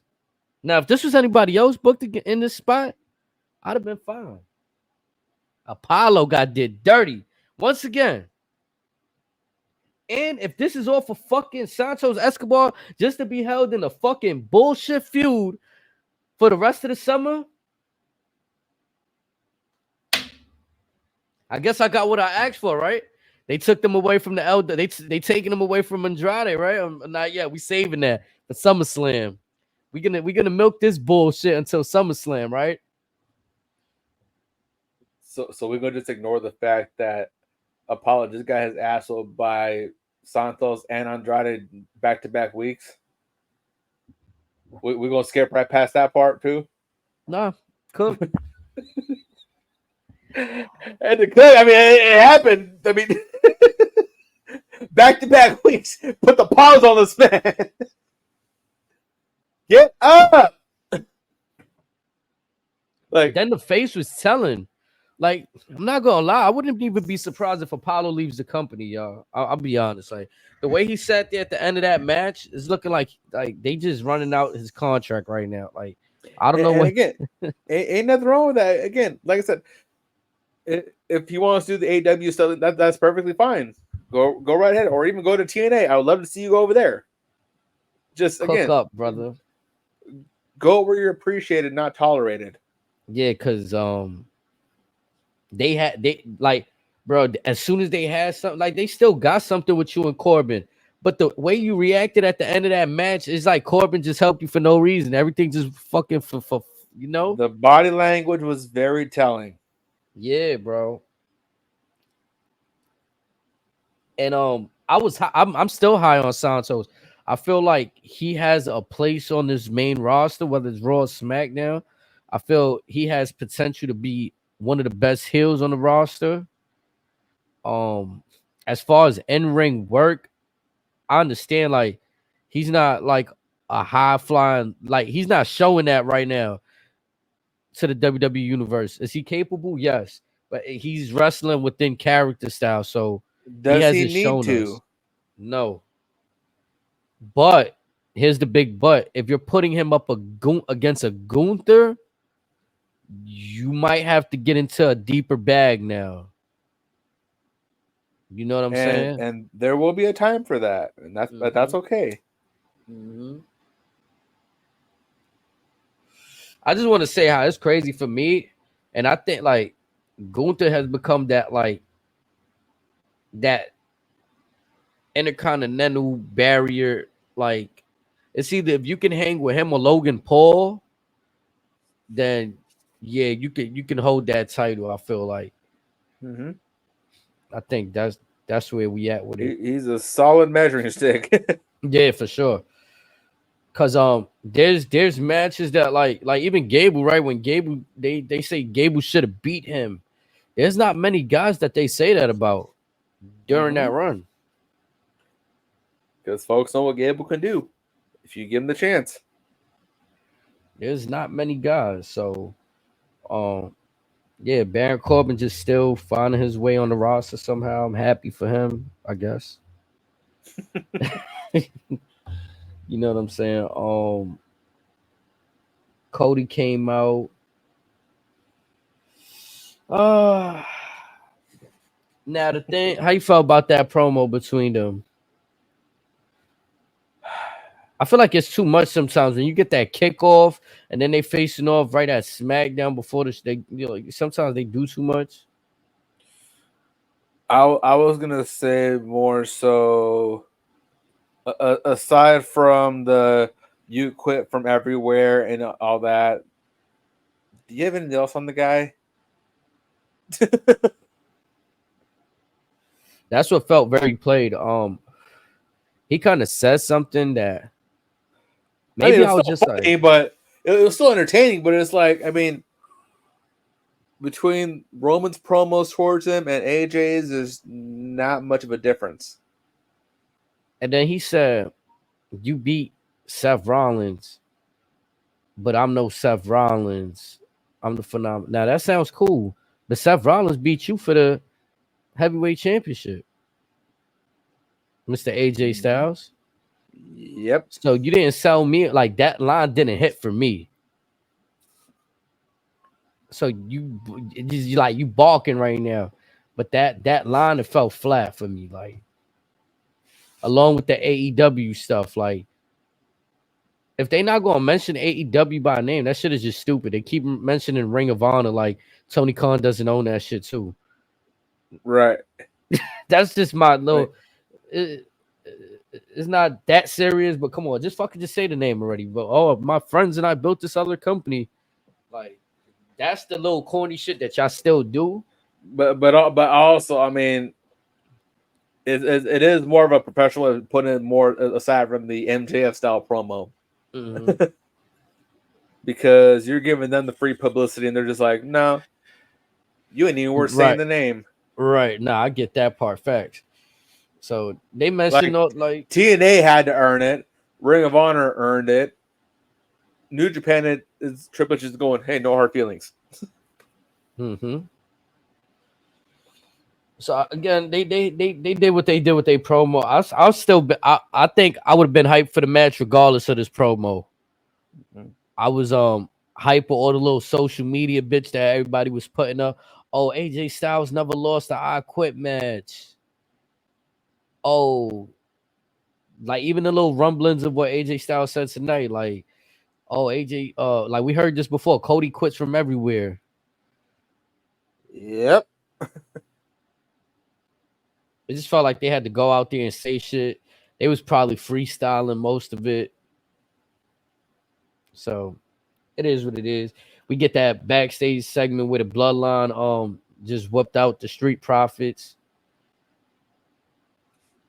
This is what I'm saying. They just did to just help other people and get smoked. Their stock has to me went down. Like I don't even like unless they do something drastic, like I don't even know what that drastic would be, but their time as a tag team to me is just like it's run its course. Yeah. Even when they had tag team gold, like they still felt like they were missing something.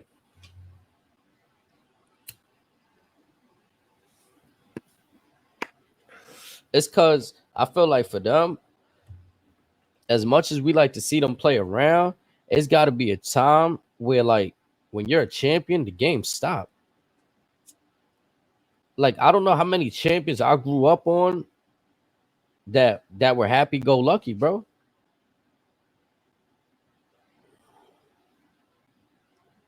I mean, nope.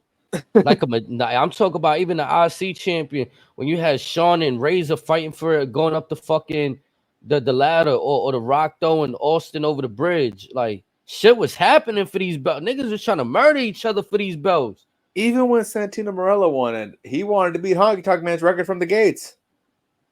He was calling for it. He's like, no, I'm gonna beat him. I'm gonna beat him. Like,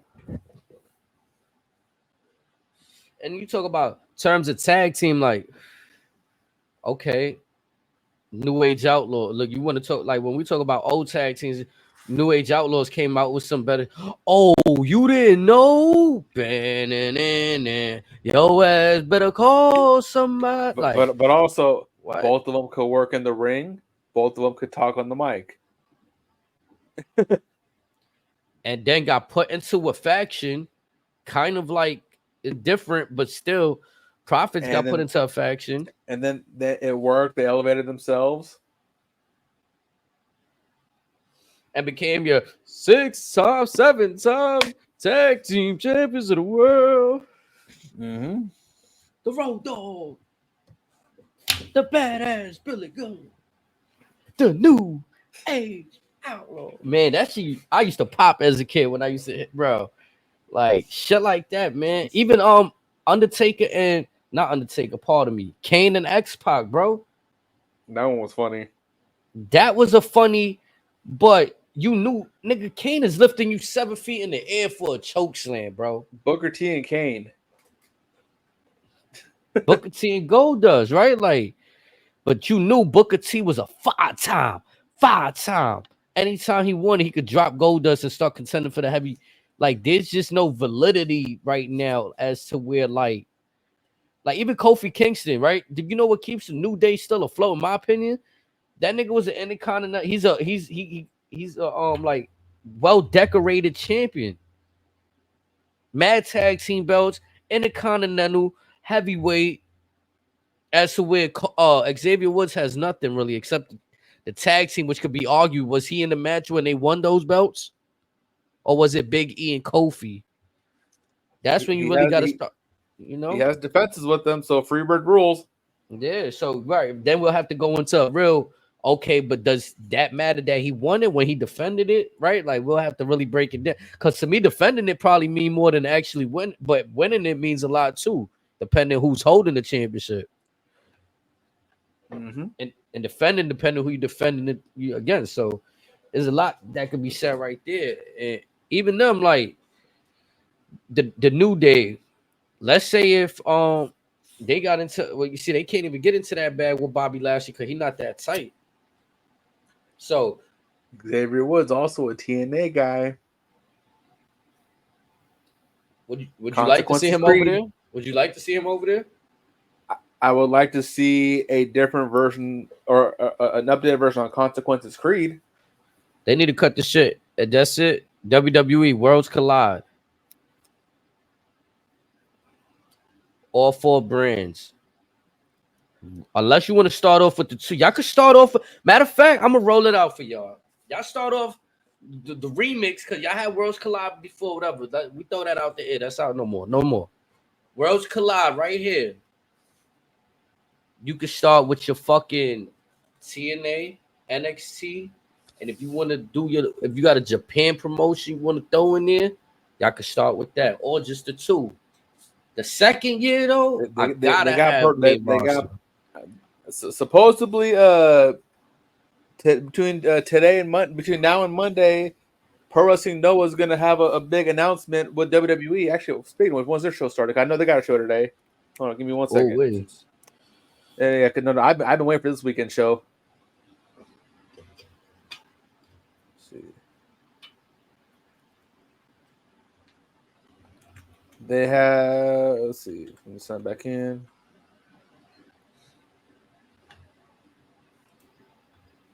Let's see, what time is that?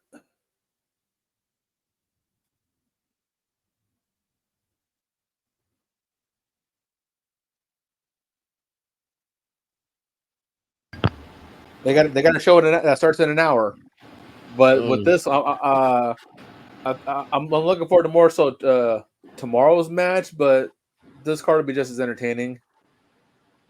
Or is this no, might look the wrong date? Let's see.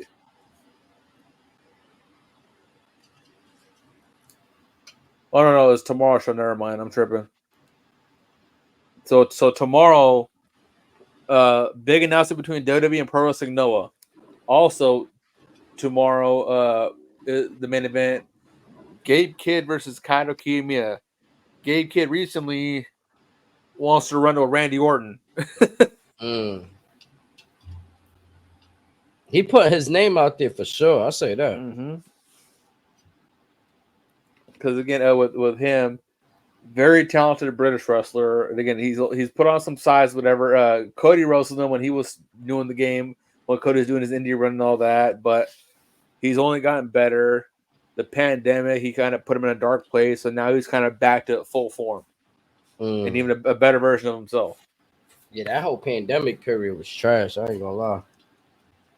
It was like you could take it either way, cause like there was people that was finding ways to like do shit, but if you had too much time to think, that shit could be a detriment too. Sometimes like This people is the minds man, start racing and shit. and this is a man that he openly admitted that because he wasn't able to wrestle, he during the pandemic he nearly took his own life. Yeah, man. So like wrestling means that much to him. And again, based on his charisma alone, it's only a matter of time before he's a massive star, whether in New Japan, whether in WWE, anywhere. He can be that guy if presented properly. I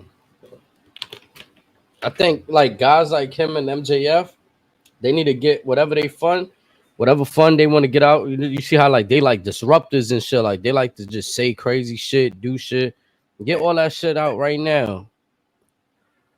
But also with these two guys, they wrestle a very different style than what we see predominantly, like say AEW per se.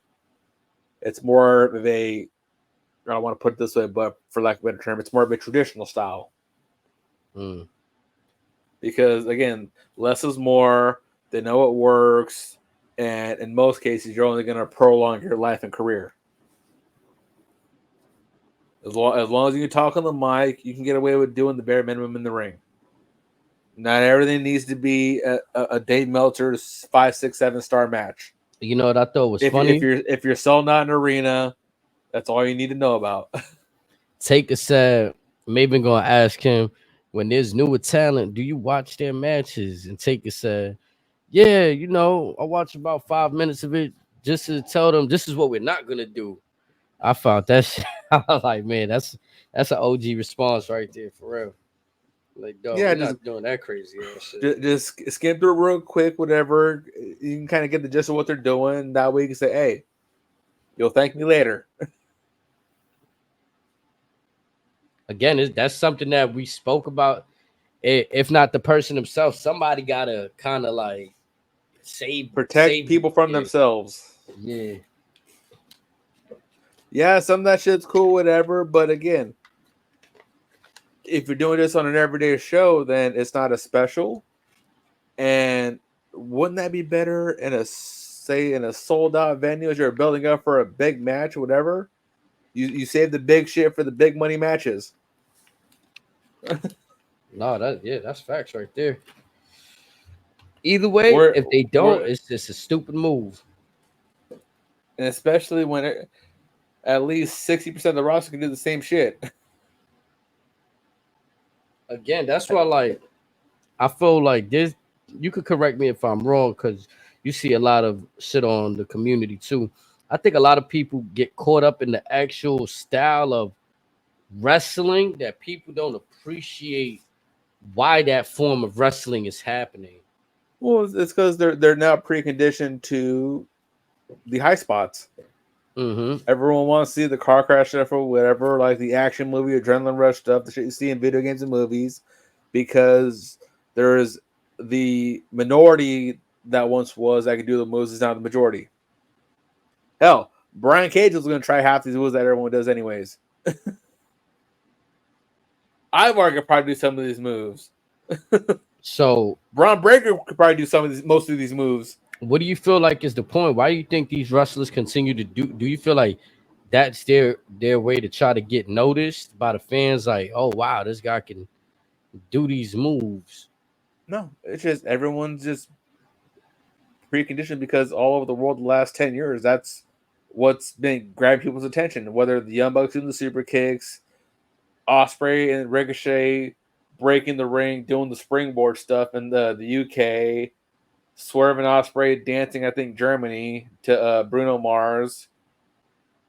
All that stuff. That's what the indie audience has been catered to. So now that they're all in AEW, that's what they all saw when they were drunk at the bar, the Armory, or whatever. So that's all they want to see over here.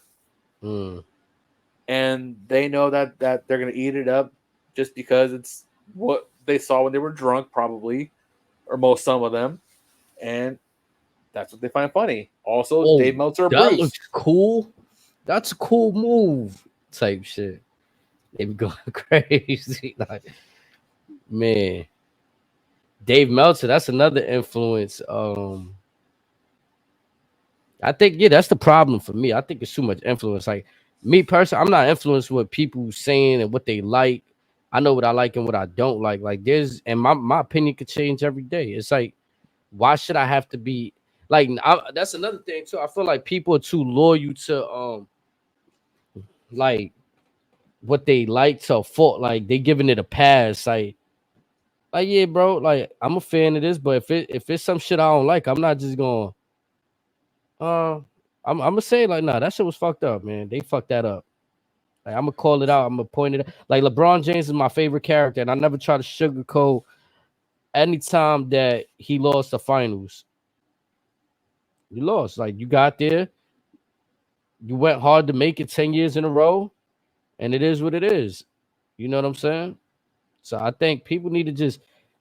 It's unfortunate, but sometimes you as good as your last performances. I don't want to say your last performance because you leave it up to Goldberg. He's coming back for one more. Undertaker come back for one more. They got a pass for that because they were old. They shouldn't have been put in that type of situation. But what I'm like, you know what I'm saying? Some other people Not if your name's Terry Funk. oof, You're gonna retire 200 times. That's what I'm saying. Then there's legends that know how to work. That they style wasn't predicated on having to lift someone high above their head and throw them or agility running out it was like you said, traditional style. But like you also said, not everybody they preconditioned to this new shit. Like I grew up on the old style, so when I see wrestling, I've always been conditioned to also love the story behind it. Because I know that the traditional style is going to be a little bit more slow. You know what I mean? Shit, 60, 70 years ago, the dropkick was a finisher. Yeah. I mean, Jake the Snake, DDT. The DDT, that was the finish. Jerry Lawler, power driver. Sean, well, not Sean so much. That was the signature. Shawn Michaels, he was the one doing the super kick at the time. True. And then you got the macho elbow drop. Like dudes are doing like what we see is regular. D.D. Williams and TNA had the Canadian Destroyer. AJ Styles had the Styles Clash. I mean, to a certain degree too. Brock Lesnar had the F5. I've never seen nobody do the curb stomp before Seth Rollins. Sure, Randy had the punt kick. So there's ways that people have. Once upon a time, only Billy Kidman had the shooting star press. Rey Mysterio only had the 619. Mm-hmm. Nah, yeah, I mean, and then when that's what goes to the point. Remember the other day when I was like, some of our favorites only had like 5 moves, and then the rest of the match between was kind of like brawling and striking, storytelling, playing to the crowd. The infamous 5 moves of doom. Which I don't even know why they got on him for that, because it was kind of like now when R-Truth does it, fucking people pop. No, so the reason why that got the heat that it did back in those days was because that's when folks knew when the match was wrapping up. Nah, he definitely had that shit in a sequence. He did. He definitely that's did. The folks knew, all right, we're done. On to the next one. Shoulder tackle, under the clothesline, under the strike, into the backdrop. You can't see me. 5 knuckle shuffle into the attitude adjustment. 1, 2, 3. Man, that was it. And if you got lucky, you might get an SCFU. That's when he started teasing the sticks moves, right? Or Hogan back in the day, body slam, leg drop. See, I feel like, see, and then that shit too, like it made. This is why I said what I said too, though. Like the styles got to make sense for the time and for the character. Like if I see like Brian Cage when he do some of that shit you saying, I like that he could do it. Do he need to do it? Nah. What he needs to do is go out there and just fuck dudes up like Brock did, or like any big dude your size would. Wardlow and the Powerbomb Symphony. That's all you need. Yeah. Shit. He could even do JBL it. had the power bomb in the clothesline. That was it. Is anybody doing the torture rack right now? Somebody can even take the torture rack. I want to say yes. I want to say yes. I feel like it's a girl. I know Nikki used to do it, but I think it's another female. I think right? Jordan Grace does it on occasion. I want to say someone else, but yeah, definitely it's a woman that does it. Might be Bianca. Either her or Jade. I feel like I've seen her do the military press torture rack where she go down to do the squats a little bit. Mm-hmm. I could be wrong though, but yeah, like somebody could just like old school. I feel like I seen somebody the other day do a clothesline from hell. I was like, whoa, just anything but a diving headbutt, man. Please. I think Daniel Bryan the only way that could get away with that shit right now. And he got to stop doing that shit.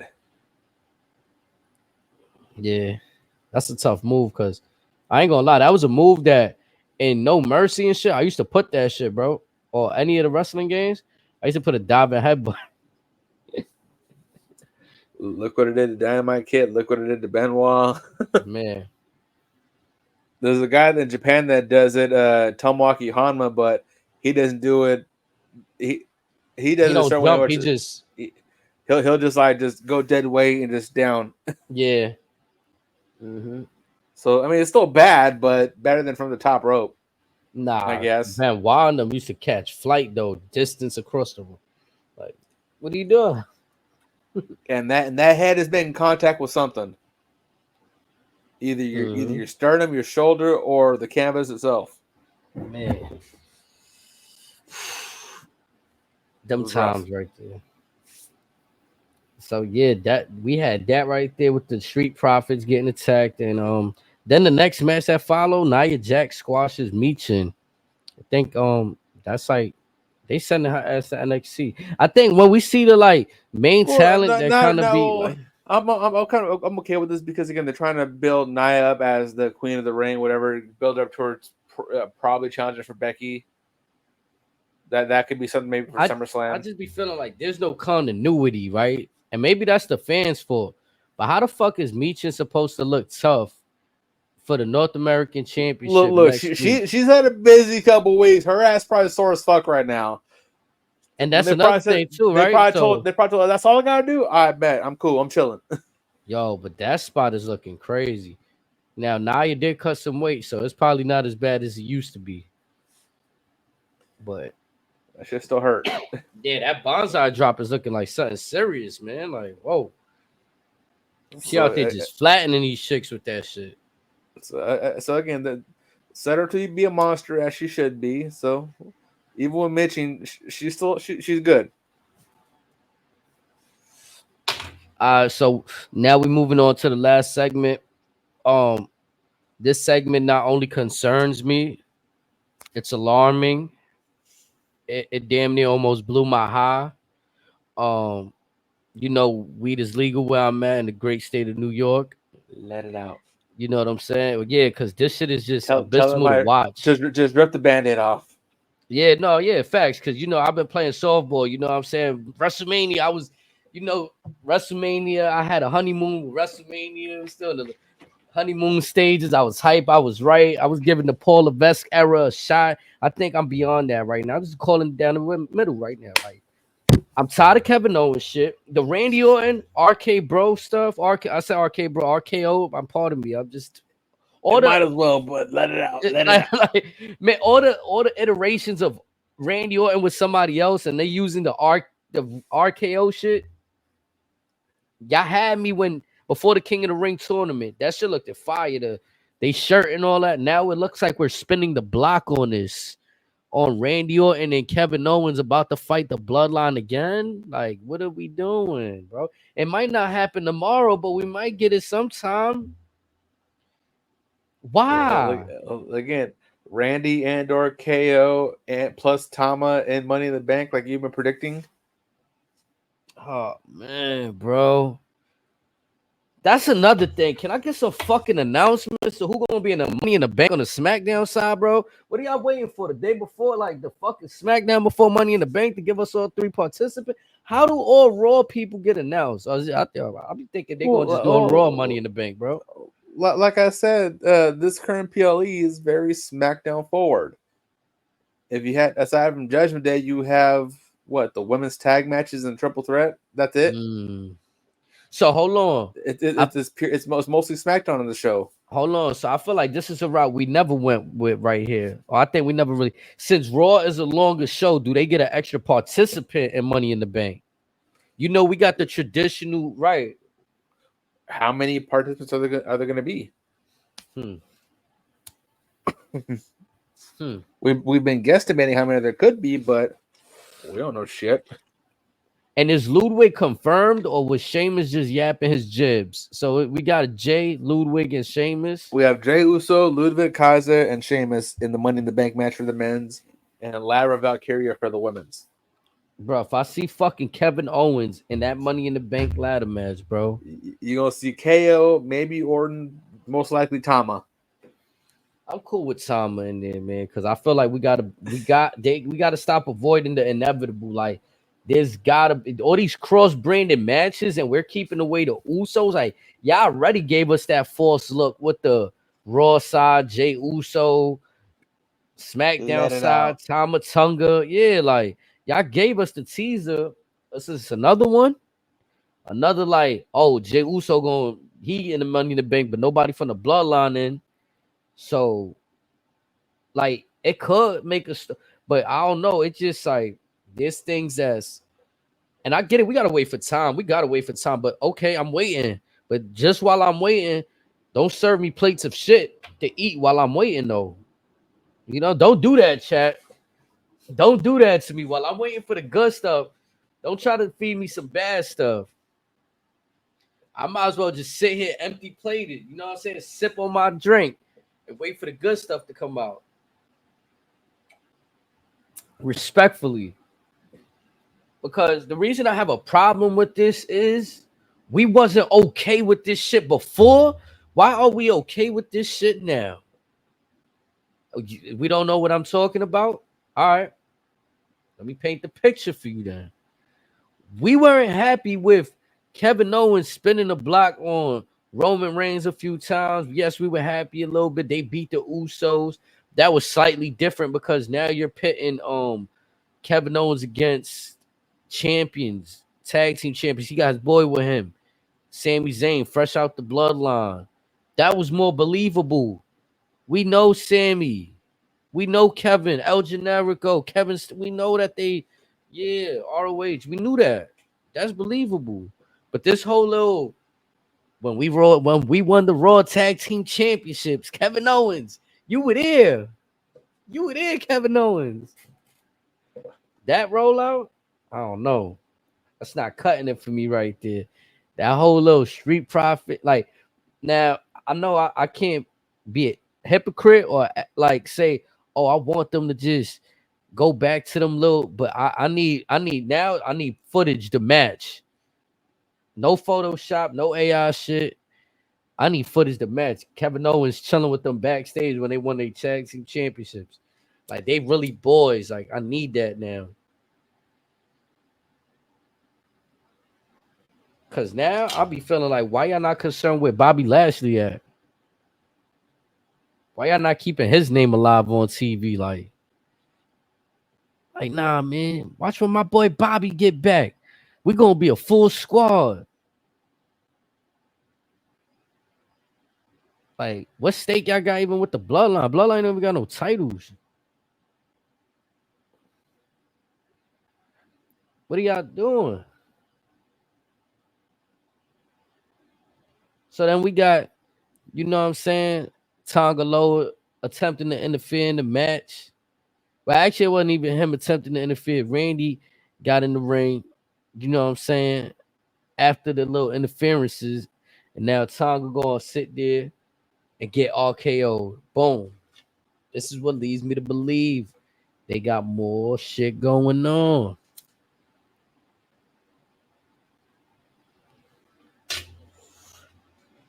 at the end with that distraction right there. Now Randy goes out. Solo picks up the victory over Kevin Owens with the thumb. Man, I don't know how to feel about that. Because now we enter into territory where it feel like Solo needs help with. Now it feels like we enter into territory where Solo needs help with his matches when I feel like he was being built where he didn't need help really. Like he was out there, you know what I'm saying, cruising past dudes. Well, again, he's in charge. They take orders from him. Why his hands got to get dirty? Yep. And then also that moment, him backstage with Paul Heyman before the match.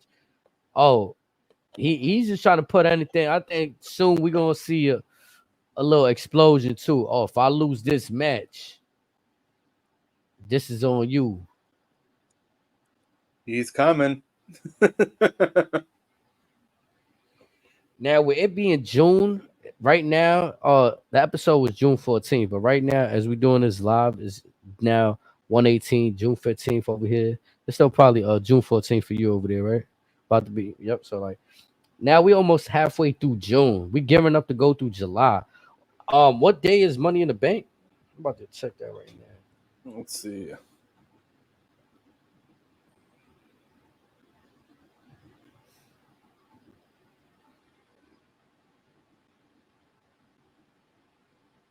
It is July 6th. Oof.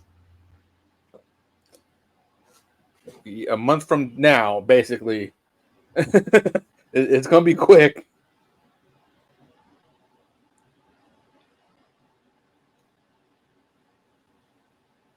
Damn. See, they kind of messing my head up with all of these like pay-per-views kind of being in the beginning of the month. Like I think Money in the Bank was always around that time period.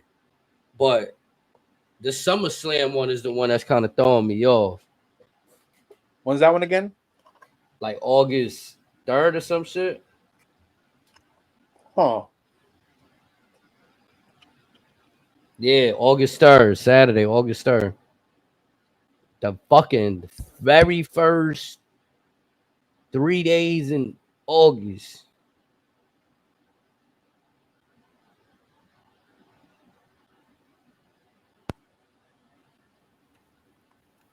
But again, they are stretching everything out, so we're not oversaturated with bullshit. Yeah, they got a lot of this shit already kind of safely in place already. Barring anything go crazy, any injuries or just anything. I mean, we should be getting a lot of folks back from injury around this time. Think about it. Mm-hmm. Mommy should be back any day now to fuck some shit up. So, do you feel like SummerSlam is going to be an end of most of these storylines, or you think they're going to continue with them? SummerSlam will definitely be the payoff of Rhea and Liv. Same with Logan Paul and LA Knight, in my opinion. Everything else is still getting started. Yeah, I could see that definitely. Now again, that Gunther Money in the Bank situations. Oh, that Gunther's got a title match at SummerSlam already. Mm-hmm. So basically, he's getting the winner of Priest and Drew. Mm-hmm.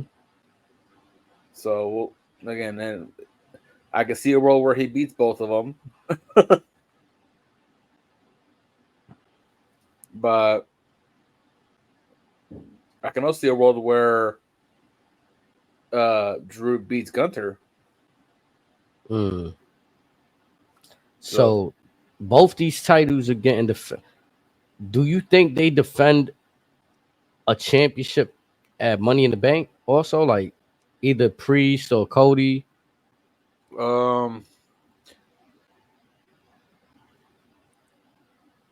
Probably not, because the focus will be on the Money in the Bank matches.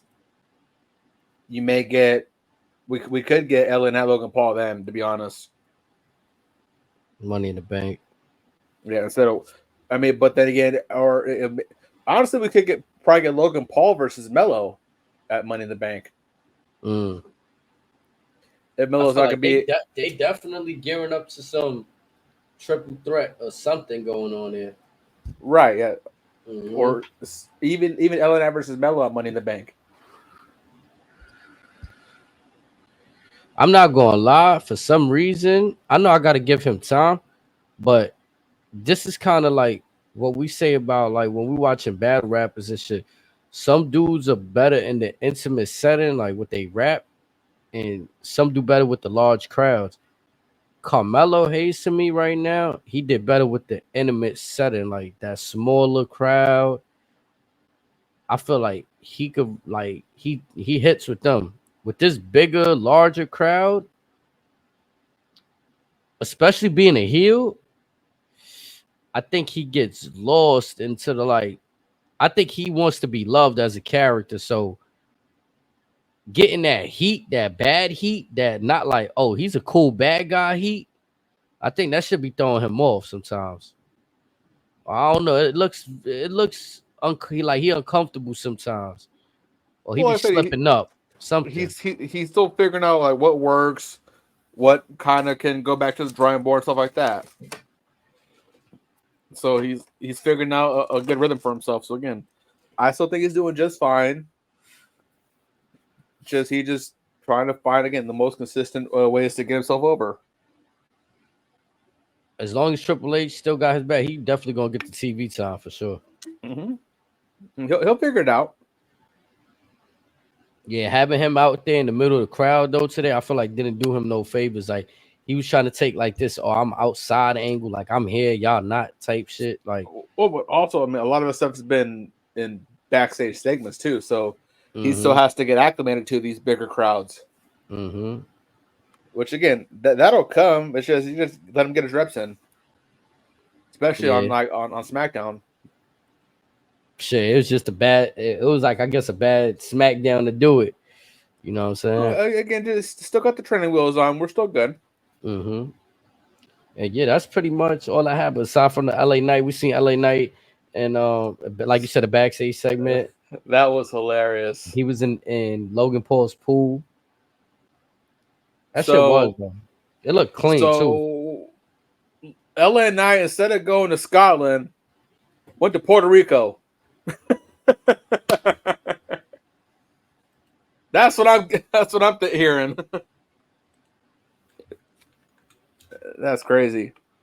But like you said though, right? If there's no real like, they're not gonna use him out there. There's no match, but we still got to further the story. That was a creative way, nice old way to further the story right there. Keep it going. You know what I'm saying? Mm-hmm. Camera work was definitely clean too. Like that's what I'm talking about. The production level. Oh, also, I'm not sure if did you notice that throughout the show they had a decibel meter to see if that venue could match France. Nah, I ain't peeped that. They got to the high 90s a couple times. So again, tomorrow it's going to be close. Okay, especially if Drew and or Piper wins.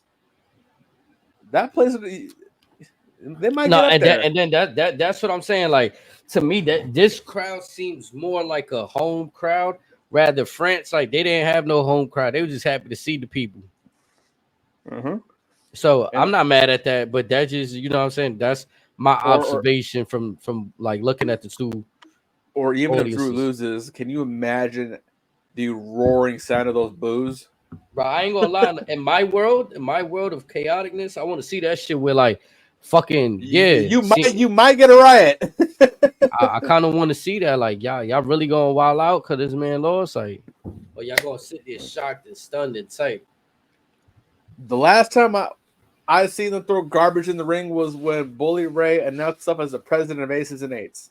I don't think W's had garbage from the rings in ages. I just think, you know, what would be disappointing to me, honestly, is just like, damn, like it's really gonna go down like this. Like, oh yeah, it's in Drew's home, so yeah, give him the belt. Like,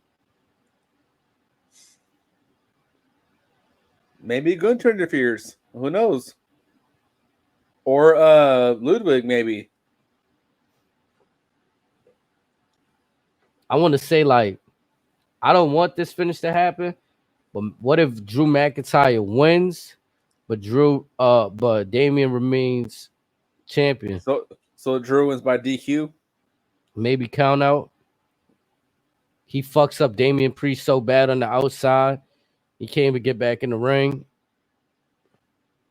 He won the match. Same with the belt. Another boneheaded Drew McIntyre move. Well, again, even the DQ moment where again he just gets too enthralled with just trying to just saying this should have been mine. Start just hits him with the chair, or whatever. Ref sees it. Drew blacks out and just goes, "The fuck just happened?" Yeah. He could call it if he calls himself, that should be. Again, would not be surprised also if Piper beats Bailey, or if Alba and Isla win the women's tag team titles. Like that, I see more happening. Because I feel like what equity does Bailey have holding on to the belt? Like, what's her story like right now? Like, she don't even really got a story. She's not entangled in nothing. Much like Sammy and a few other guys, she's better during the chase. And I'm not saying she a bad champion, but they don't got her in nothing. Like, she ain't. What? The only last beef was Nia Jax coming out to her. And Nia gets the winner of this match. Yep. So that's the only thing Bailey would have is like, all right, so now she just put two big behemoths under her belt. Boom, boom, on the humble, like. Or she drops it to Nia. I think one or the other. I don't think she goes past both of them. And I'm not gonna lie, I think I would be intrigued to see a Nia versus Piper Niven's match. I would rather see that at SummerSlam, but Bailey's definitely losing to one of them, I agree. But again, if she doesn't beat Piper, she's definitely losing to Nia.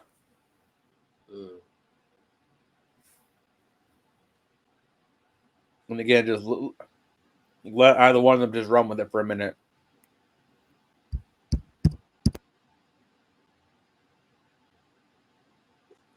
Well, yeah, that was pretty much it right there. And then we got the pay-per-view coming on today, the PLE. So we shall see the good words. We shall see where everything is gonna go. And then chat tomorrow. We're gonna come back with the recap as soon as the PLE is over. So y'all tap in with us. Razor, you got something you want to say before we get out of here? No, sir. I'm straight. Yo, chat, much love. I appreciate y'all tapping in. Go follow my brother Razor on Twitter, Razor_core. And then you can follow HD Woo_Styles. Y'all tap in with us. Y'all be safe, man.